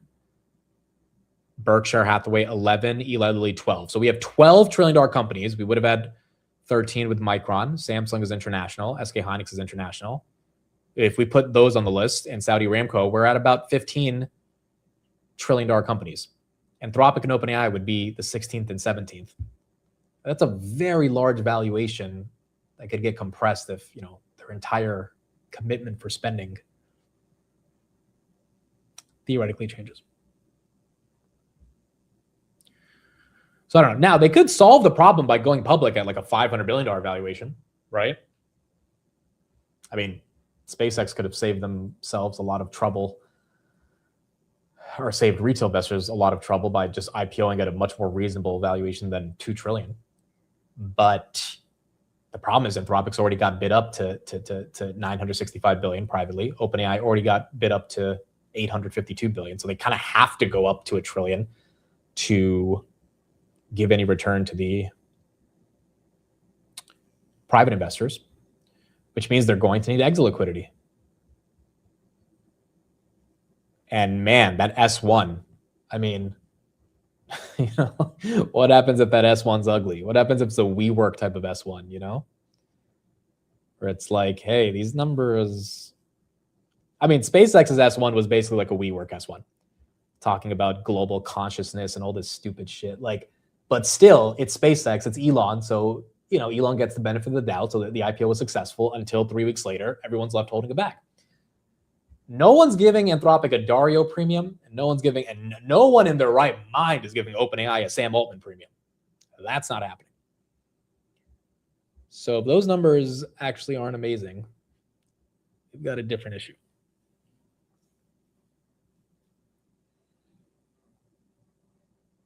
Meta right there, still getting hit at 630. So with these new cheaper models, we don't need as much energy for the data centers. No, we need even more energy for the data centers because the cheaper the models, the more tokens we will generate, which means the more energy we need. It is not a question of every part of the semi stack going down in its value and its use case because of cheaper models. It is a question of the frontier labs not having the margin because the cheaper models have gutted their pricing power, which then goes back to the ability for those frontier labs to spend on all of the compute commitments that they have, which is why these, like, Corning is not down today because you're not going to need more fiber optics. You're going to need a lot more fiber optics. But Corning is down because of OpenAI and Anthropic are the ones that are funding a lot of the spend on fiber optics, and their spending goes away, which again, that's still theoretical. We still don't know if that spend is just magically going away. It's just the market's theorizing about that. That is why Corning is taking a hit today. Or Lumentum. Or Coherent, right? Or Qualcomm here. I mean, Qualcomm guided for $40 billion of revenue in 3 years. Like, Qualcomm is cheap. Trades at 13 times earnings. This is not some expensive, irrational valuation, 70 times earnings. Like, that's not what you're seeing on Qualcomm. Obviously, it's a question of execution, but the entire trade gets in jeopardy if, you know, the market starts to doubt the broader spending commitments.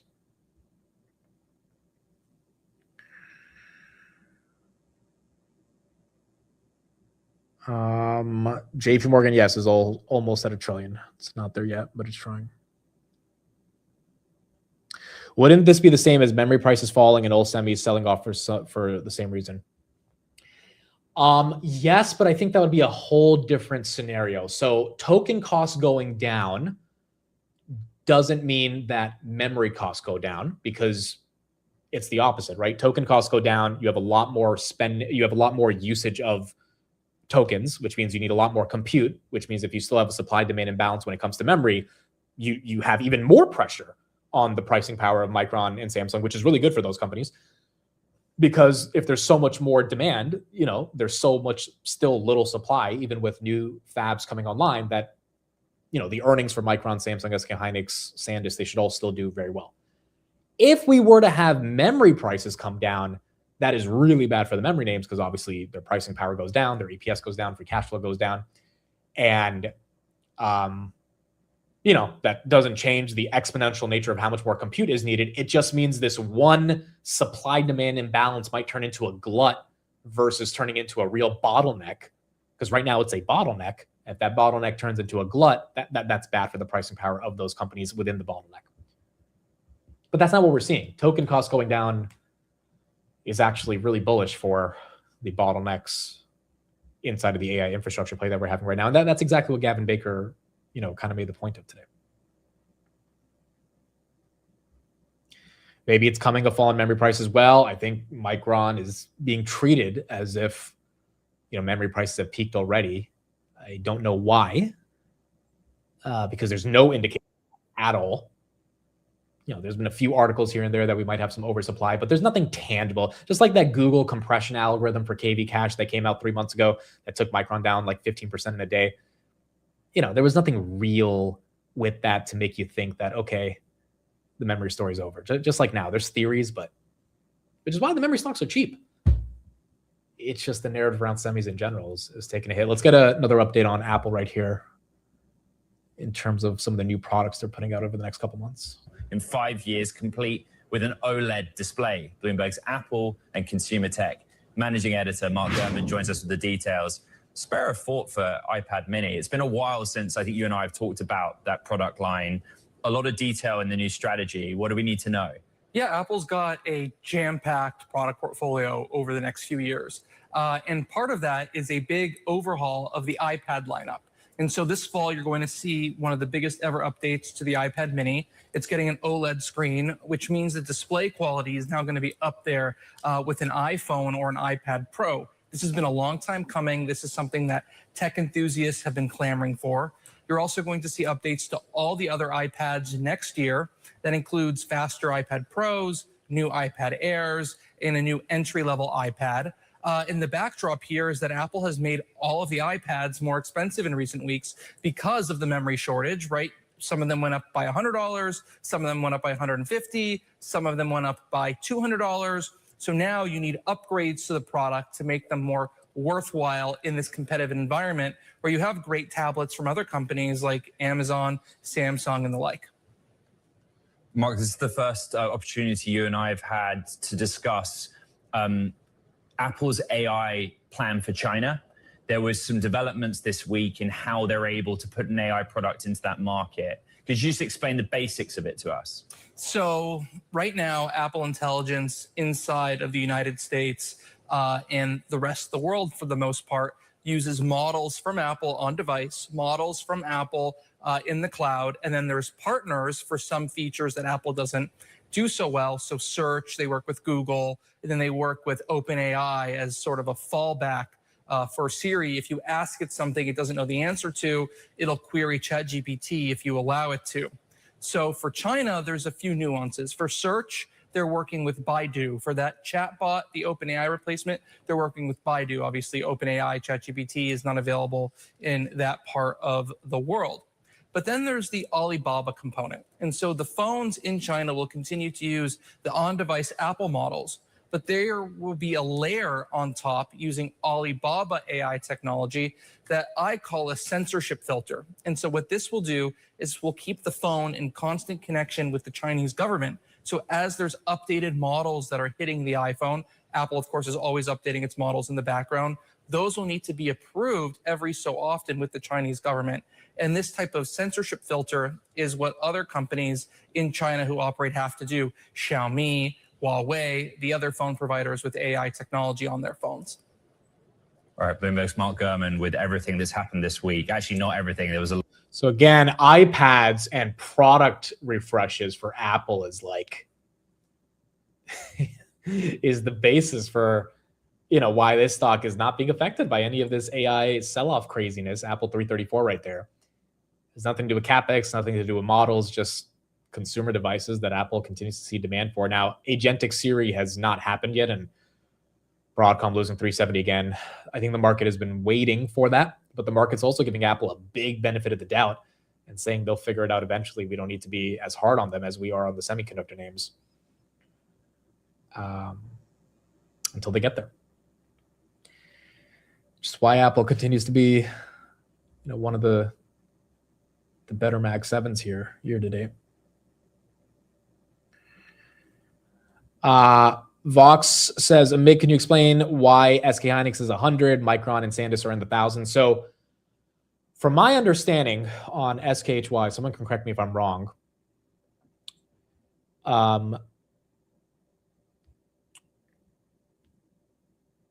Well, actually, it's different now since they went public. Okay, so SK Hynix, it's just a question of the shares outstanding, right? So they're $155, you're still buying a $1 trillion company.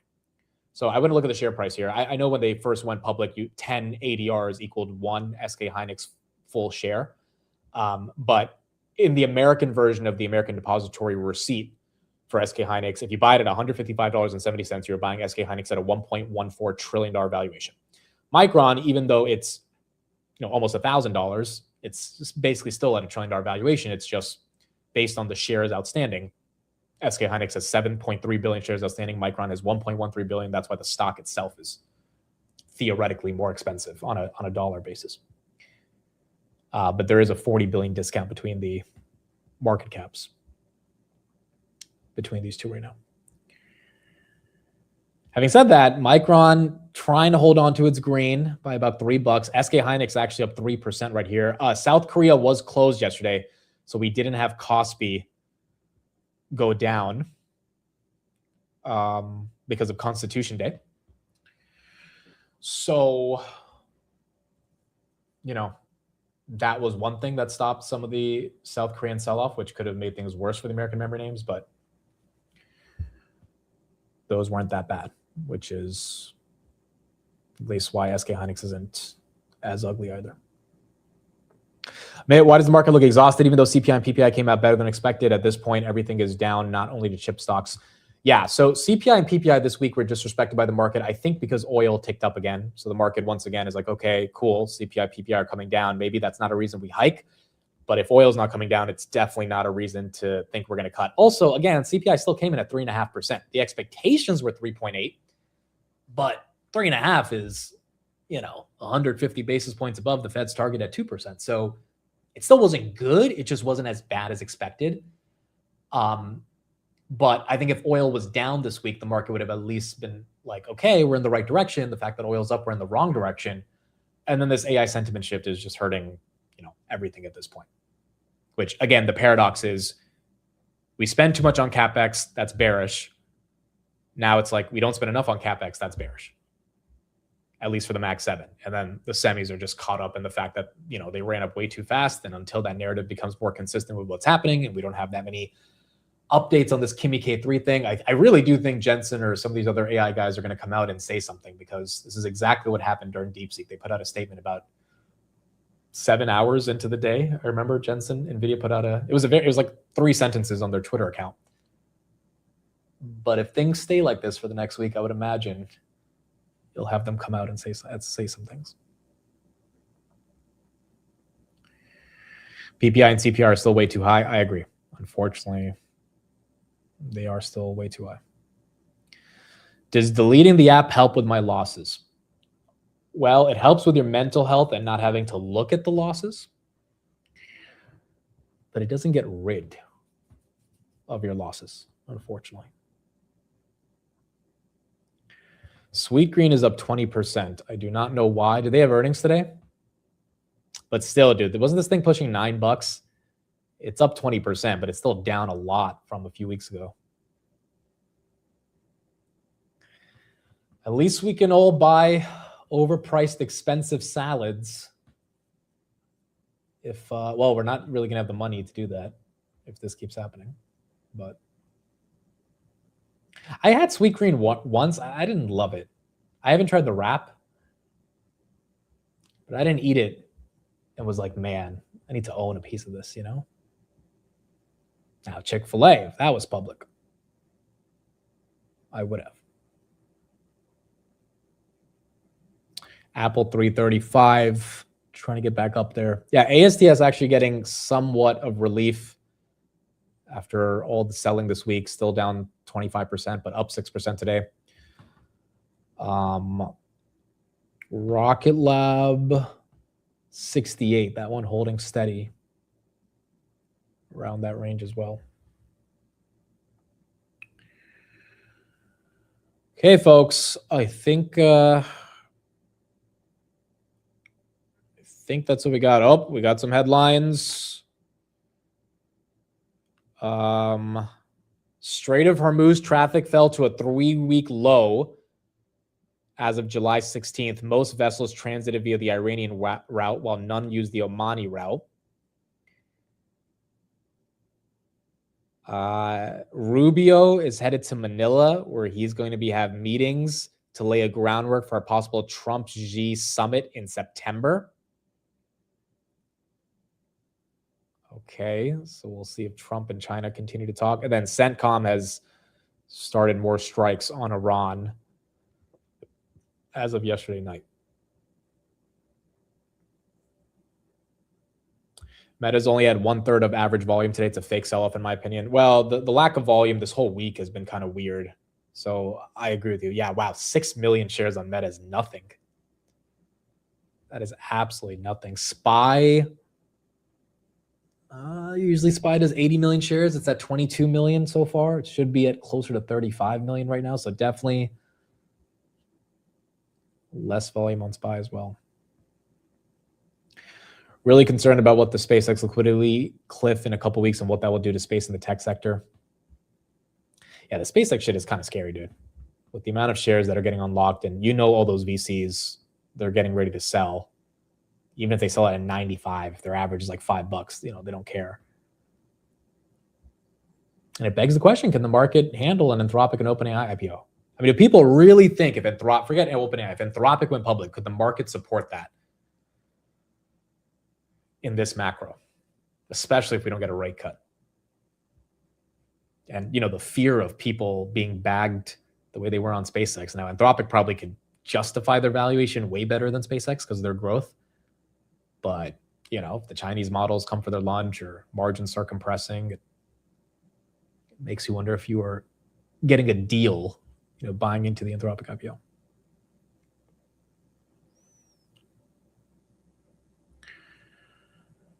All right, folks, I think that's what we got for today. I'll be back on the close and see what ends up playing out.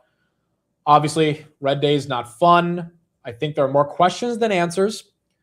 I don't think there are full solutions and or explanations for what has happened today, but we talked extensively about Kimi K3, the Mag 7 now feeling it based on concerns on CapEx, the semis feeling it based on concerns of lack of CapEx.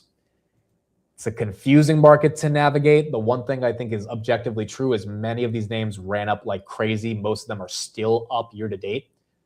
So them taking a breather, a violent breather, is one of those things that, is kind of inevitable. The market was, I guess, waiting for a reason to take them down, and they found their reason. If the reason is not as good of a reason, these names probably come back. Maybe not today, maybe not tomorrow, maybe not next month, but you would imagine the volatility of the market and the excitement to buy companies with really good earnings will come through. And we're going to start to see those earnings over the next few weeks. But it is now a question of how this China model impacts the broader trade. Which again, if Deepseek is any indication of it, and we've been through it, right? It should not be the biggest concern. But we're also 2 years from Deepseek, valuations are different, and now the market will have some level of concern when trying to appropriate what valuation should be given to these names. So time is going to tell what happens here. Let's do word of the day, and then we will be done here for the market open. Fernway. A longing for faraway places, an ache to travel somewhere you've never been. After months behind a screen, he felt a deep sense of Fernway and booked a one-way ticket abroad. Okay. That is our word of the day. Let's see if we can pronounce that. I have not bought the dip on anything today. I bought Nebius yesterday, 178. Outside of that, I have not bought anything today. Well, we're going to see how this starts to play out towards the market close. Oh, is this the same website that's going to make me watch an ad to see how to pronounce this word? Where's the regular website I use? Has anyone heard this word before? Fernway? I have never heard this word. Oh, Dan Crenshaw. We got another financial disclosure. Dan Crenshaw bought 3x leveraged oil. USOU. USOU. That is interesting. Okay, so United States 3x oil fund. Goodness, dude. Our politicians levering up 3x oil. Yeah, he bought, well, it says $15,000 of it, so it's not a massive investment, but 3x oil fund. He did that between June 1st and June 15th. So it's been about a month and a half since he made that investment. Okay, that's kind of interesting. Yeah. Does that indicate we're taking Carg Island? I mean, you had that Wall Street Journal article yesterday coming out saying that Trump is definitely exploring boots on the ground here. Which, I mean, if it happens, then I mean that's the one thing we didn't talk about today. If the market's front running boots on the ground in a more serious way, that could be the simple reason why things are taking a hit. And if that is the reason, then I mean, then forget the Kimi K3 AI stuff. If we're putting boots on the ground, oil's getting back to 100, then everything's just going to be largely more in question. All right, folks, that is it for me. We will have Sam on the close, and we will talk to him. We might have Steve join us as well. We'll see how everything plays out, and we will keep going from there as we end out the second trading week of July. Thank you, everybody, for joining. We'll see you guys in the market close. We'll keep going from there. Bye, everybody. Have a good one.